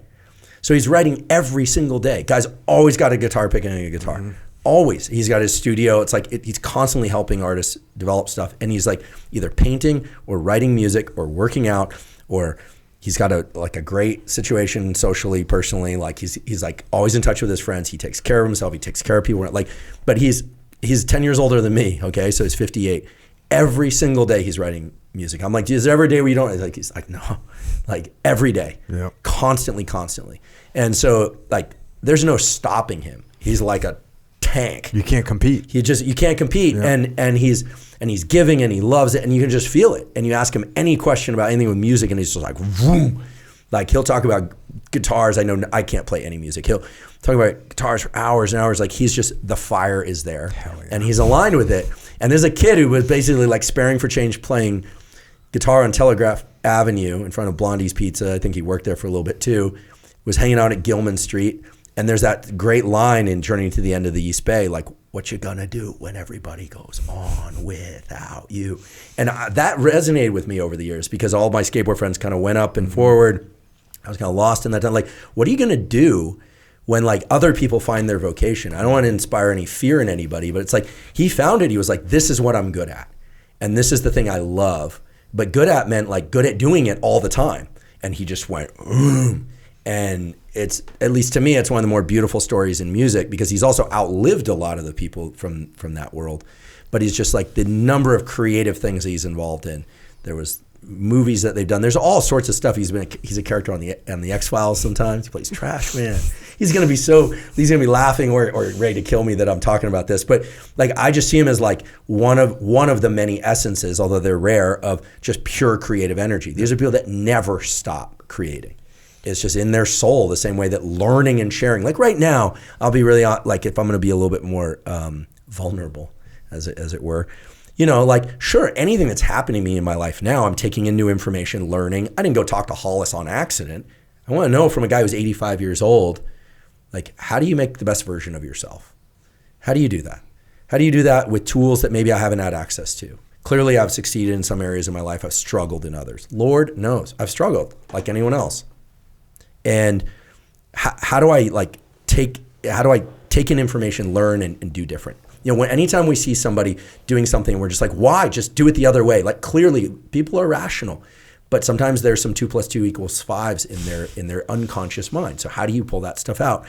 So I think like the evolution of somebody is interesting to me. Certainly, I'm always trying to evolve, but just the desire to learn and take in information, make the changes, see what works, and then share. That's my thing. Mm-hmm. You've got your thing. You've got your thing. And I think Tim's got his thing. Lars has his thing. I love when Lars posts about professional wrestling because he loves professional wrestling. Rick Rubin watches 10 hours a week of professional wrestling. Crazy. You know, he told me, he said it's the only thing that's real because everyone agrees it's fake. Yeah. He told me, he said, once I sent him something, it was really disturbing from the news. It's about somebody we know. So it's a while back. And he just wrote back. He texted, I'll never forget, I screenshot this. He said, it's all lies. Back to nature, the only truth. Mm-hmm. And I was like, what are you talking about? That sounds like a riddle wrapped in a myth with he's like the Sphinx. What are you talking about? And he's like, anytime we go back into nature, we're in touch with truth. Like there's no negotiating. That's a fern, that's a tree, you're the, and that takes us to this place where we start again to kind of like ask, what's my essence in this bigger picture? When we're taking in all this stimulus, you know, that's when we get kind of overwhelmed and we start becoming reactive in little unconscious ways and we lose touch with ourselves.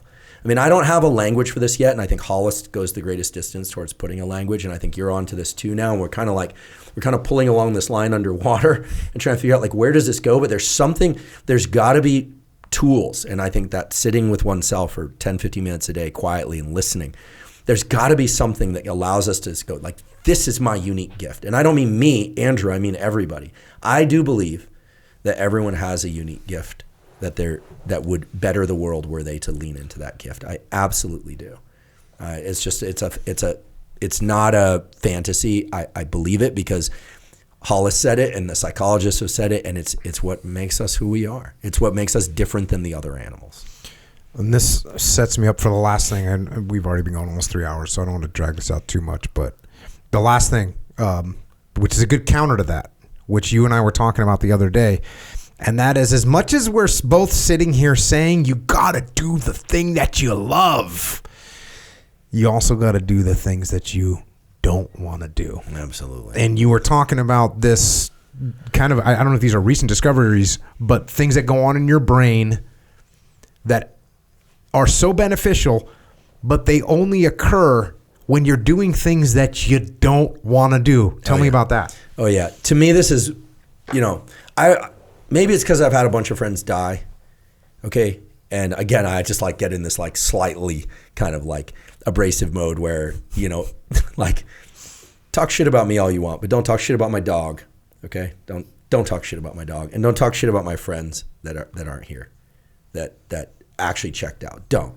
The John Icobos, Johnny Ferrers, the Aaron King Currys, like those guys, like other people. Just don't come at me with anything, but not that, because like that's just like a step too far.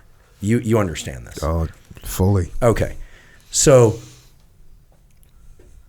if ever there was a discovery in neuroscience that I think people should know about, and I mention those guys and that theme, because I think every day, okay, bullet buster cancer, like if I were going to be taken out today, like what do I want to make sure is in the world? Okay.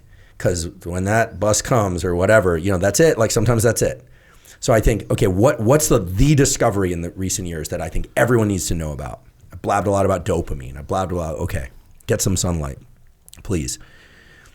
The anterior mid-cingulate cortex is this brain region that I knew about. I teach neuroanatomy to medical students, do it every January. Did it this last January, do it next January.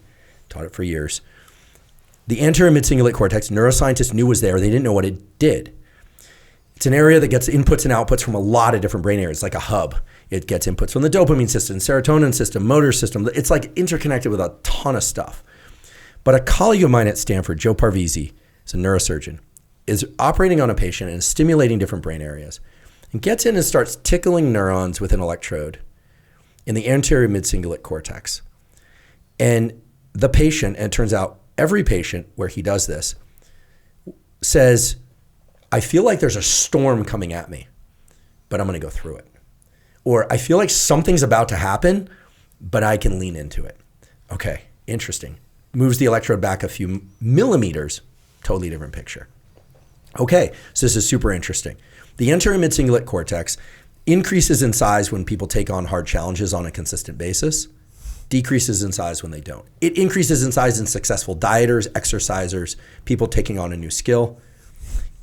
It's maintaining size, unlike in other people. It maintains size in a group of people called superagers. It's a bit of a misnomer, because what are superagers? Superagers are people that maintain cognitive ability late into life. They're constantly learning, taking on new challenges. Okay, the summary that we now have is that the anterior mid-cingulate cortex is a brain area that's highly plastic, that grows, that becomes active, and that can actually grow under conditions where we lean into things that we don't want to do.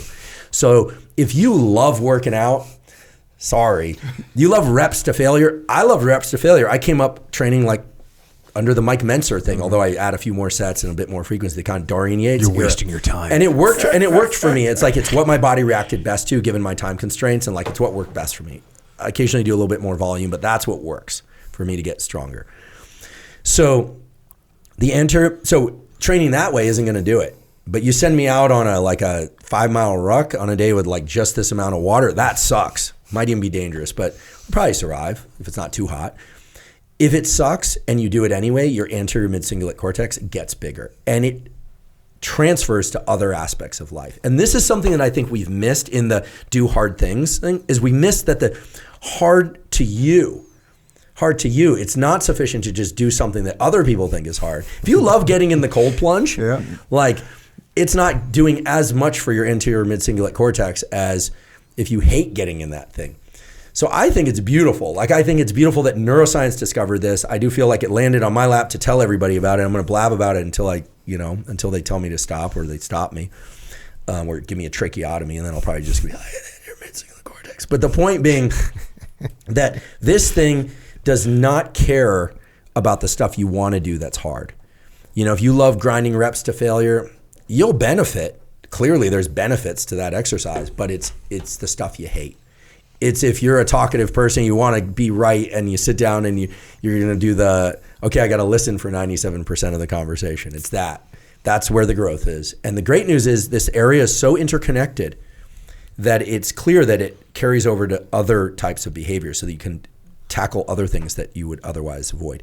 Then the last point is that this thing about the superagers is not trivial. It very well may be that the brain is paying attention to our efforts to absorb new information and grow itself. And the brain, of course, controls the body. We know that. The body talks back to the brain, but the brain largely controls the body. And there's some interesting data based on the longevity stuff. And here I'm not talking about living to be 200. I think genetic limit for aging is probably 120. And then there's variability in there, depending on genetics and lifestyle, et cetera.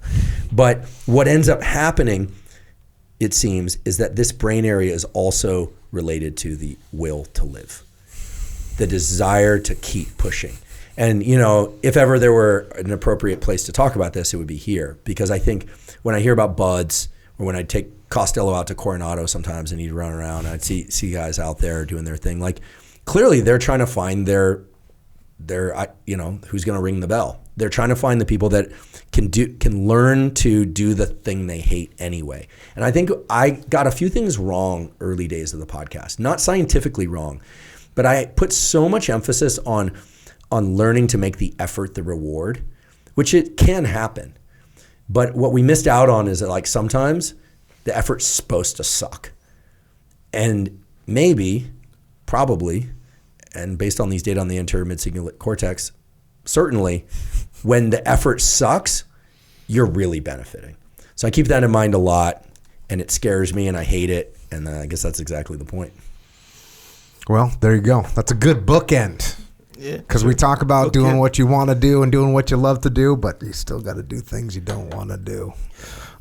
Probably a pretty good place to wrap. Echo Charles. Yeah, sorry. You got any questions? We're not wrapping yet. Okay, well, I figured you had some questions over here. Wait. So we didn't go into the neurotic part of it. So we were talking about OCD, but then what? So then what's a neurotic thing? Because I thought neurotic, I guess I was getting them kind of. Yeah, well, this is kind of fun because the word neurotic actually used to be what the Freudian and Jungian analysts would consider healthy. They said the best you could be was neurotic, and what you want to avoid is being psychotic. That's the kind of old school language. And keep in mind what we think of as neurotic now, they might have thought was different, maybe just like of the neurons or something. I don't know. Neurotic people as a stereotype are people that like are very effusive and kind of like can't be satisfied by anything. There's always some underlying dissatisfaction, but we have to be careful because that itch is what drives us. And sometimes someone can be really neurotic but quiet. You know, I work with a guy who likes to tell me, he goes, "Yeah, I'm like a cat in a room full of rocking chairs." And I'm like, "You're the calmest dude I know." He's like, "Yeah, I'm stressed all the time." So people hide it well. People hide it well. So I don't have a lot to say about it except that I think neurotic people and people that are just anxious in general, I mean, I'm with Jocko on this one. Do more. Tire yourself out. Like, yeah, I mean, there's some dogs that are just like tail always going. They need a lot of running. And then there are the Costellos that were just like super chill. And like economy of effort is the name of the game. So, for example, I know a guy, we went over to his house for Christmas. It was me, my friend, the kids. So they had a Christmas tree. The ornaments around the Christmas tree wasn't the fragile kind of ornaments. It was just like regular ornaments. And one of the kids was over there by the Christmas tree, like kind of pawing at one of the ornaments. And the guy didn't know the kid. It was the first time, he had been introduced to the kid and the dad.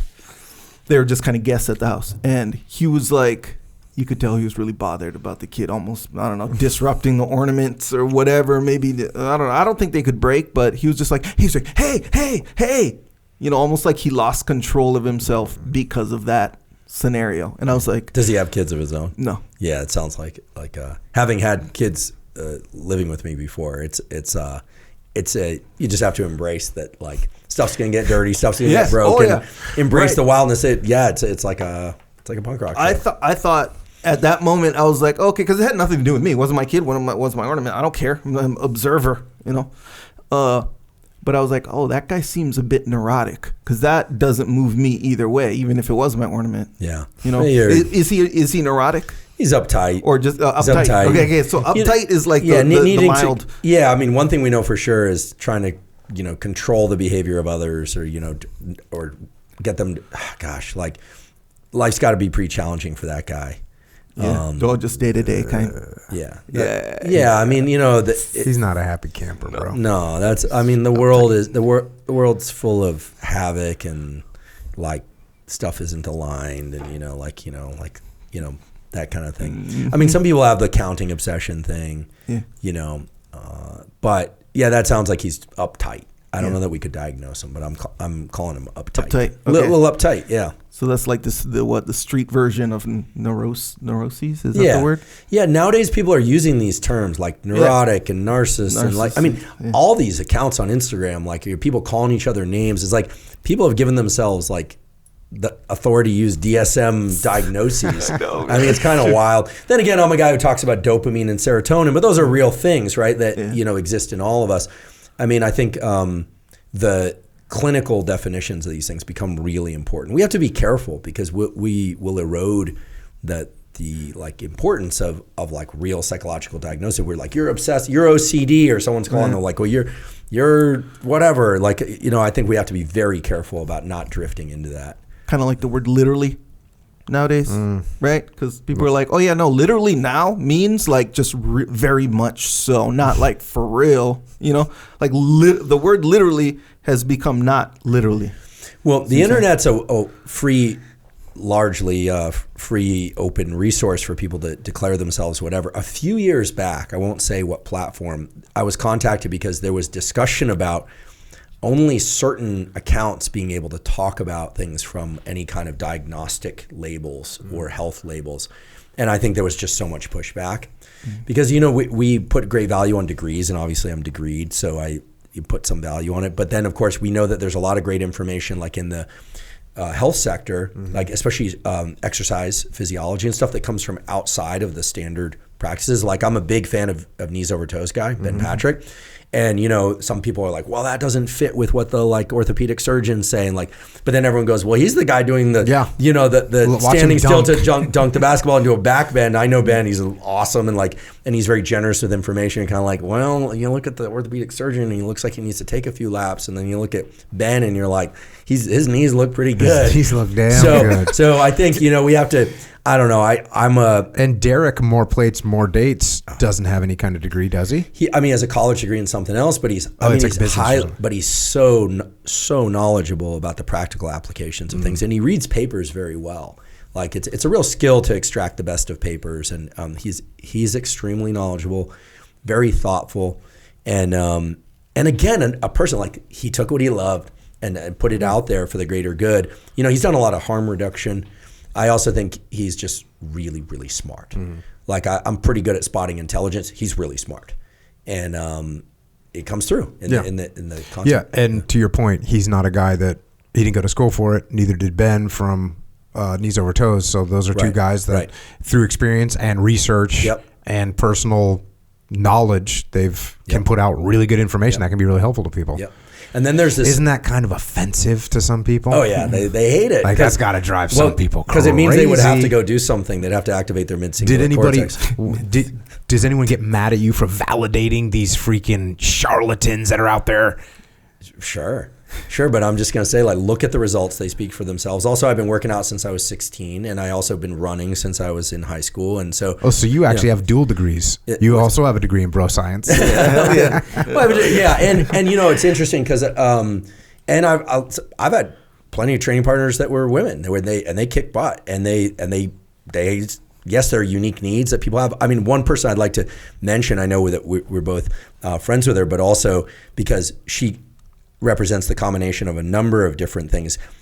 Medical doctor, so MD, also very good teacher and information sharer, as well as a practitioner who's clearly got her own health not just worked out, but is really thriving, is Dr. Gabrielle Lyon, right? Who knows a ton about nutrition as well. So the space, this health space in particular, is starting to bring in people, they're already here and there, that are checking off multiple boxes. And I'm excited about the work she's doing, not just for women in particular, but also for men. I think she's getting a specialization in urology. Her husband's urologist. They're open about the fact he's a former team guy. So, I mean, there's a lot that comes. I wanted to go down that. She worked in a freaking like a sane asylum. Did she? Did she? For a while as a psychologist. And I almost wanted to, I mean, we only talked about it for 20 minutes, but I'm like, what's going on in there? Because, I've never met anyone that worked in an actual, like, asylum. It was kind of crazy. Oh, man, I got to introduce you to somebody I'm close with who is a psychiatrist who spent a lot of time out at San Quentin examining the files and talking to the people of the worst, gnarliest cases. I'll put you in touch with them. I couldn't bear to hear the stories. I'm not. I'll have him on the podcast. That'd be interesting. That'd be great. Yeah. He's impressive. But yeah, I mean, I've caught some stuff for it, but I think Ben's great, and I think there are others that are, who are degreed, like Ben Bruno Training's a friend of mine. He's not the biggest guy, but he's super strong, like circus man strong. So you look at what people can do, and it's not just physique. You look at what they can do performance-wise, movement-wise.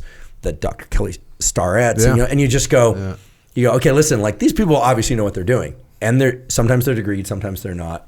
I think the word expert nowadays is a complicated one. I think it's almost like, what does that mean? It depends on people's orientation and how they approach health and science information.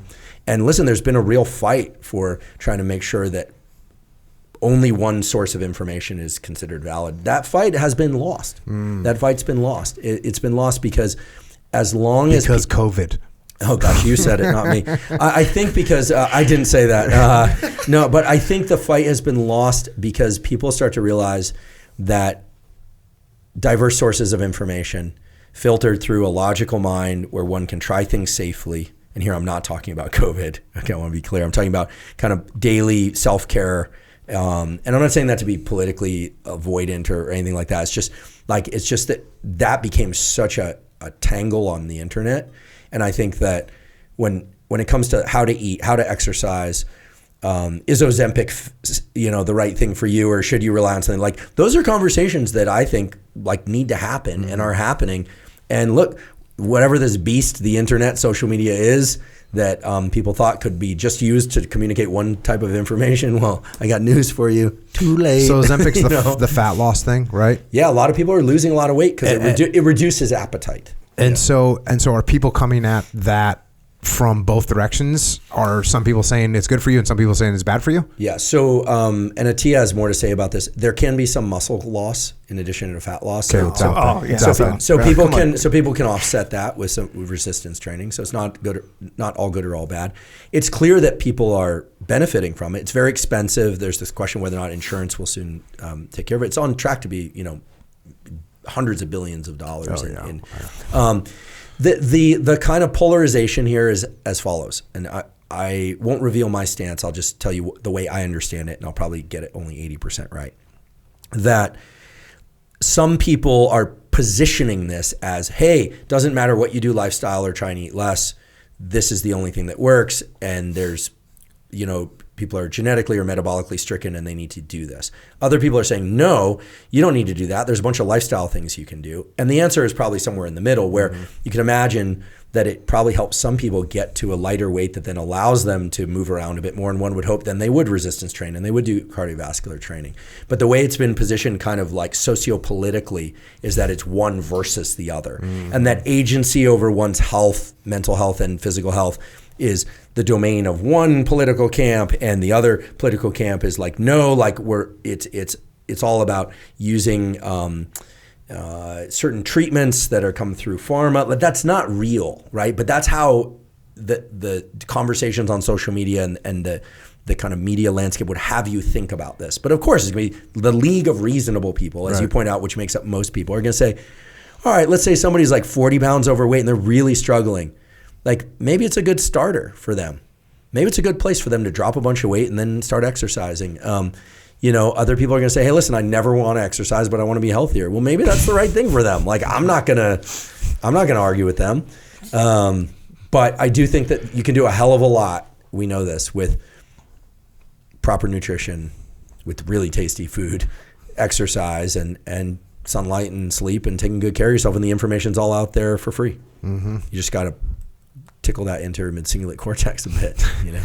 So get in there. What else, Echo The Charles? word expert is kind of like the word world champion. Yeah. Because you know how like me, I'm a grappling world champion. Oh, see what I'm saying? actually, I did not even know that, but I can see that it. day, Oh, you by won the way. world championships? Yeah, 2008. Yeah. But if it's not like recognized as a governing body that or was a small whatever pond. Yeah, exactly right. big Hey, fish but mode. factually, let's face it, I won the gold medal.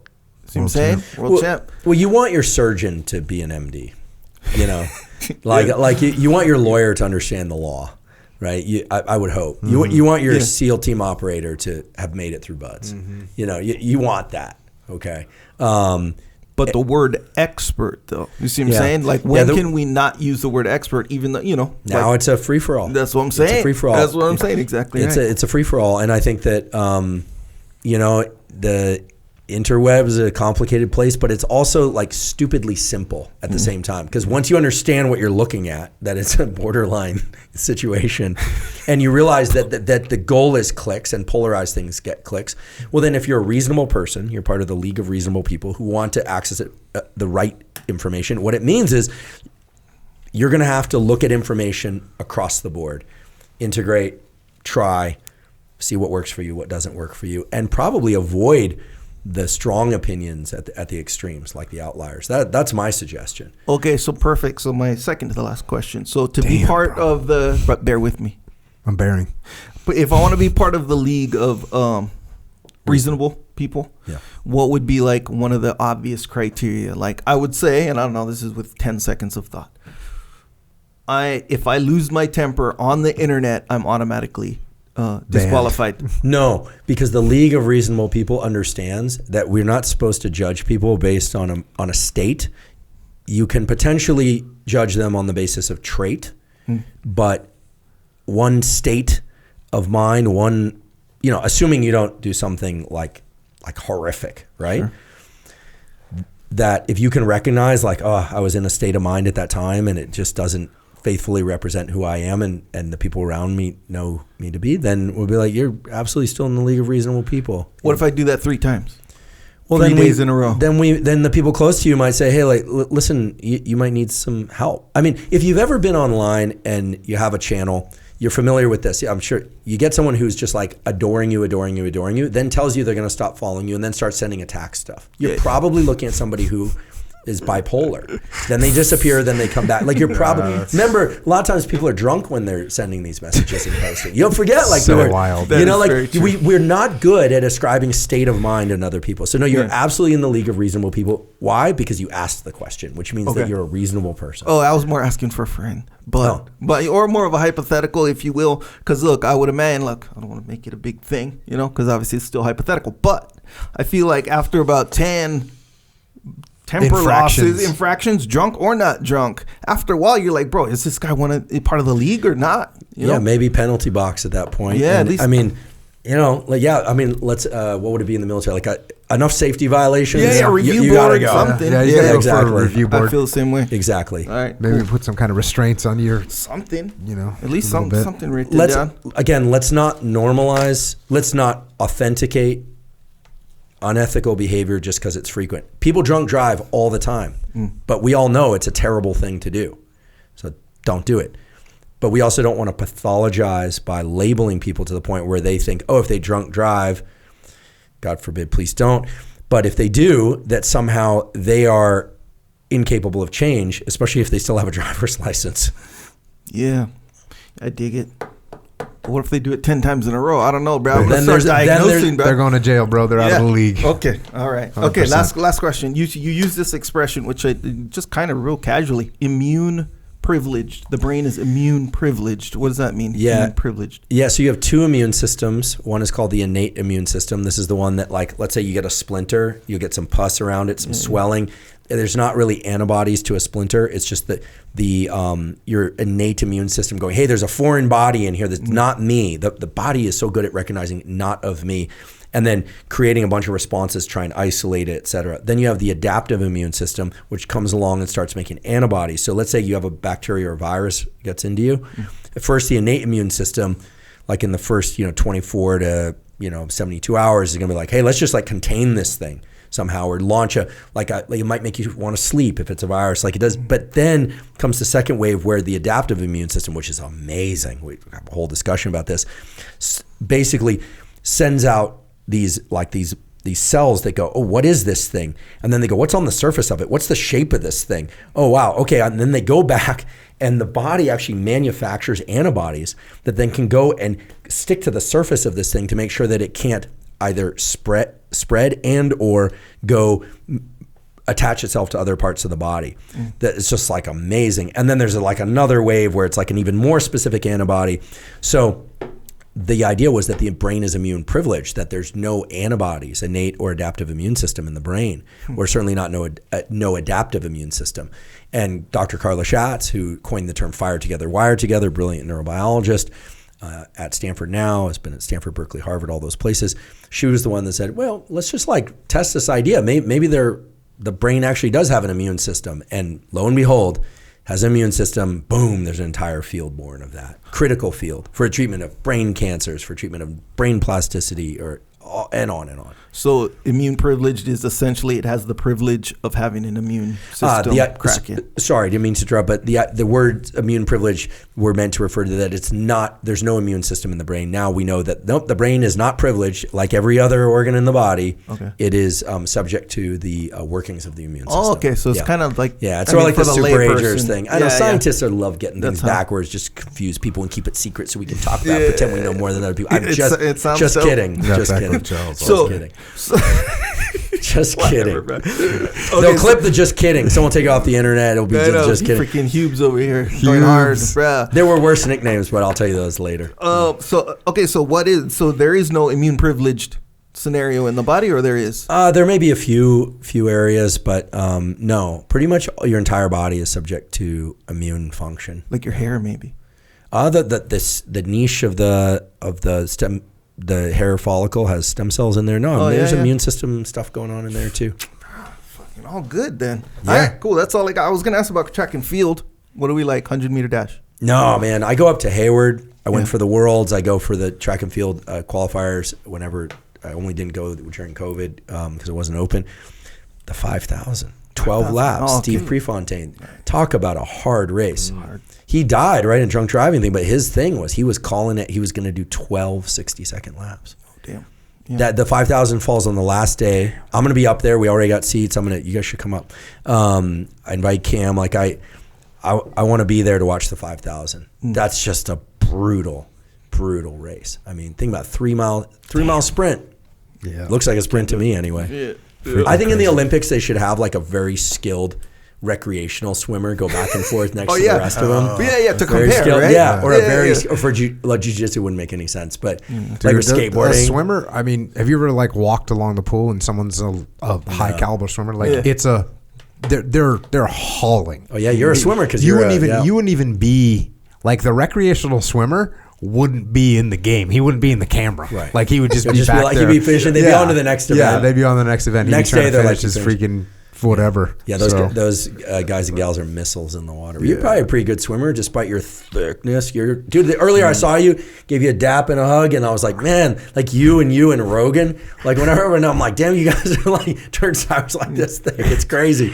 Like is that jiu-jitsu? Is that what does that? Well, jiu-jitsu is definitely part of it, but there's guys that are not big, and they're sick at jiu-jitsu. Mm-hmm. There's guys that feel kind of like noodly almost, and they're real good. You got to watch out for those dudes a little bit because they're going to get a little bit crazy with their flexibility. Who's that kid? I like his Instagram account. Mikey, is that his name? Mikey Musamechi. Yeah, his Instagram account is amazing. Yeah, he's so freaking crazy flexible, and he's just really sick at jiu-jitsu.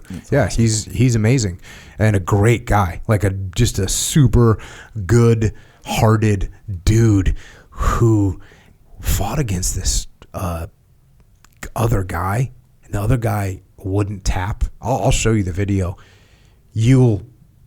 His just ripping, all of his ligaments are getting totally destroyed, and the guy's not tapping, and he doesn't tap. And Mikey afterwards was just kind of like, he was a little bit freaked out, you know? I bet. I mean, that's psycho. Yeah. That's some G.G. Allen stuff right there. No. Only 10 people are going to know that joke.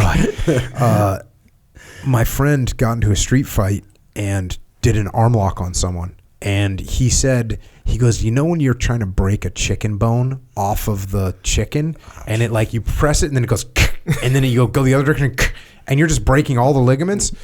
That's what, when you see this Mikey Musumeci doing it to this guy's leg and the guy's just not tapping. Dude, that's not adaptive.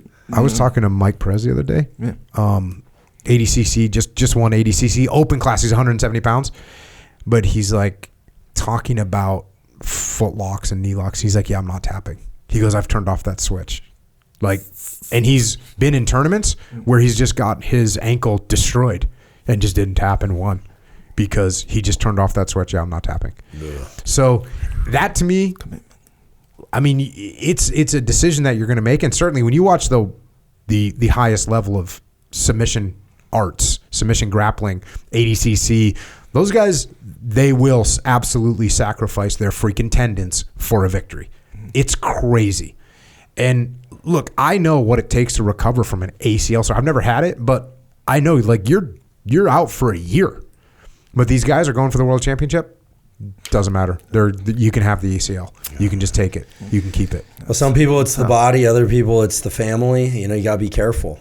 You know, I know children of academics who are like really messed up because their parents were just like going for it all the time at work. You know, like like it comes in different forms. You know. Oh yeah. Yeah. The sacrifice you're willing to make. It's pretty disturbing to watch someone get their ACL snapped and not tap. From the heart does not mean foolish, reckless abandon. Be smart. Agree. Where can people find you? Hubermanlab.com is kind of the central place to find everything. Yeah, we got links out to all the podcasts. Everything's zero cost. The search function there, you put in anything, take you to timestamps, AI, the Huberman Lab on all social platforms. Yep. Keep it simple. Yeah. Huberman Lab, you're out there. Let's see. We don't always want to work out. Now we know that we're going to work out anyways. It's true. When we work out, we're going to need some fuel. It's true. Let me send you to jockofuel.com. You've been drinking this drink right here. Yeah, you know, and again, I don't get paid to say this. We don't have any deal, nothing like that. My sources of caffeine are yerba mate, some coffee, but if I drink an energy drink, I'm going to drink these because I love them. And you got your specific yerba mate. What is it? So if people want to get in there. Matina. So and I have a relationship to them. Yeah. Yeah, it's a zero sugar. We'll get you some. I have a relationship to Jocko Fuel, so we're kind of on an even playing field. I mean, my dad's Argentine, as I mentioned. I grew up, drinking mate out the gourd with, the loose leaf. They sell a loose leaf. I helped them design a zero sugar cold brew one that I like a lot. It's like 150 milligrams of caffeine. It doesn't have the nootropics in it. So this is like if I need the extra kick. And I'll do one or two of these. I have to say, if I do one of these, because I'm not that conditioned to, I'm like going. They're good. They're good. I'm going. They work. This one's really good. I would not say that if I didn't really feel that. And I love it. Yeah. So I hit the energy drinks usually before workout. Yep. Or a 3.5 hour long Jocko podcast. Yes. So there you go. JockoFuel.com. Check that out. Also, OriginUSA.com. We got stuff made in America. 100%. Rebelling against the world, bringing manufacturing back to America. So crazy. And we're making it happen. It's DIY, by the way. It's DIY. We're making it happen. We got this new workout gear. It's freaking legit. Is it jiu-jitsu or it's just workout training gear? And I'll get you some, and you'll be freaking pumped. It's all made 100% in America. The fabric's made in America, sewn in America. So whatever you're doing, jiu-jitsu, working out, jeans, because you need jeans. You can't go to the club in your gi, Echo Charles. No, not. No, you think you can. He's done that before? He used to. In San Diego, that's probably allowed. Yeah, I'm sure they did. It's like you just go in your gi, really? When I was in the lab more doing experiments, it was Halloween. I just used to wear my lab coat and just go. It was kind of lame, but I was working late. Got to still make the Halloween party. Yeah, you can't wear your gi out, Echo Charles, despite. The G and a Gi scenario? Despite the G and a Gi scenario. The G and a Gi. It's a long story. It's a long story and a good one. But you need jeans, boots. We got you covered. OriginUSA.com, bringing manufacturing back to America. Don't support communism. Don't support slave labor. Don't support companies that trash our environment. Which, if you get stuff that's made overseas, they have no EPA, they have no rules, and they just pollute and they ruin the earth. So don't put up with that. Don't put up with slave labor. OriginUSA.com. Go check it out. Hey, also Origin USA, check this out. We do a jiu-jitsu camp, right? It's in Maine. This year, we're doing a law enforcement jiu-jitsu camp. It is August 27th through the 31st. So if you're in law enforcement or first responder or military and you want to get training that's focused on that environment, then check it out at originusa.com. The LEO, the jiu-jitsu camp's already sold out. The jiu-jitsu camp itself sells out in like a matter of hours. So this is open for first responders, military, law enforcement. Check that out. JockoStore.com. You can get cool t-shirts there, Echo Charles? Yes, represent discipline equals freedom. Because it does, by the way. Equal freedom. That's a side note. But What yeah, else? you want to represent? Boom, that's where you can get it. Good, all this other stuff. Shirt locker, new design every month. Subscription scenario. People seem to like that. People still hitting me up for the sugar-coated lies. Like that. Wait, tell me, That's a good what one. is short locker? Shirt locker. The shirt locker. Shirt Play on locker. words, hurt locker. It's a long story. But it's called the shirt locker. So basically, you have a subscription. You get a new shirt with a discipline equals freedom design, but we go a little bit more free as far as the creative. So you remember that how you one. were talking about how people have it in them. They got to get that creativity out. Well, Echo Charles got that. He freaking needs to get it out. I have my good shirt. Yeah. Hell yeah. So we have an old shirt from the shirt locker because they're just like 1 month and then they're gone. See what I'm saying? But actually, when you join, you can get ones from the past. So you're all good if you're a member or whatever. But we have a good one. It says good, but it's like in this, what would you call it? Calligraphy, fancy whatever. Cursive. Yeah. Right? Looks like elegant, which is kind of not Jocko's jam or whatever. But that one's called good high-level problems. See what I'm saying? Yeah. And all that means is, hey, you can be in the gutter. You can have problems. They still got to approach with that attitude. Or you can be freaking, what do you call top 1% type scenario. You can say, damn, I got a flat tire on my Mercedes AMG. Yeah, or the Uber Eats guy is late, or I don't know, whatever. These higher level and, whatever problems, you still need the same attitude. That's what I'm saying. See what I'm saying? People seem to like that one. It's kind of relatable. Anyway, like I said, it's a new design. People seem to like it. It's called the Shirt Locker. It's on JockoStore.com. So you're going to need some steak. We're getting ready to go have some steak right now. And we're going to have some primal beef or some Colorado. We're having both. We're cooking them both. Primal beef, primalbeef.com, coloradocraftbeef.com. Best steak you can get. Go check those out. Subscribe to the podcast. JockoUnderground.com. Check that one out if you want to get in there. We have YouTube channels. All of us have YouTube channels. So check out the YouTube channels. Psychological Warfare. Flipside Canvas. Dakota Meyer making cool stuff to hang on your wall. You got a shirt that says good. You might want a freaking, what's it called? A piece of art to hang on your wall. It says good. Yeah. From Dakota Meyer. Great. Can't go wrong. I've written a bunch of books about leadership. I've written a kids book. You heard it today. We got a kids movie coming out. It's actually something, Echo Charles. 4-quadrant movie. Do you know what that is? No. Lay it on me. 4-quadrant movie. This is a movie that goes for the whole family. All quadrants are covered. Right. I don't know what the 4 are, but it's obviously the kids. Yeah. Maybe the teens. Yeah. Maybe the parents, and maybe even the grandparents. Love it. So 4-quadrant movie. This is what it's called. Yeah. So that's what we got coming. So it that's doesn't cool. matter who you are in the fam. Yeah. You're still going to get something out of it. So check out the books. Also, Echelon Front, we have a leadership consultancy. We solve problems through leadership. EchelonFront.com. Check that out. A bunch of live events that we do for individuals. FTX, Council, Battlefield. We got the Women's Assembly happening September 11th through the 13th in San Antonio, Texas. We got the Nashville Muster. We're at it right now when this is playing. Yeah. So that's sold out. Next one's in Dallas. So if you want to come to one of these events, they all sell out. So register. Go to EchelonFront.com. Also, we do consulting. So if you have a company, you need help with your leadership, need help with anything, it's going to get solved through leadership. So EchelonFront.com, where you have an online training academy as well. ExtremeOwnership.com. Learn these principles virtually. We also have some charities that we support. So if you want to help service members, active and retired. You want to help their families. You want to help Gold Star families. Check out Mark Lee's mom, Mama Lee. She's got an amazing charity organization. She helps out veterans with health support that the VA is not going to pay for. So if you want to donate or you want to get involved, go to americasmightywarriors.org. Also, heroesandhorses.org. Micah Fink up in the mountains right now. Last report, he just whittled a small stick and defended him and his family from an onslaught of grizzly bears in the mountains of Montana. And he takes veterans up to the mountains where they can get lost and get found. It's an awesome program. Jimmy May's also got an organization, beyondthebrotherhood.org. So there you go.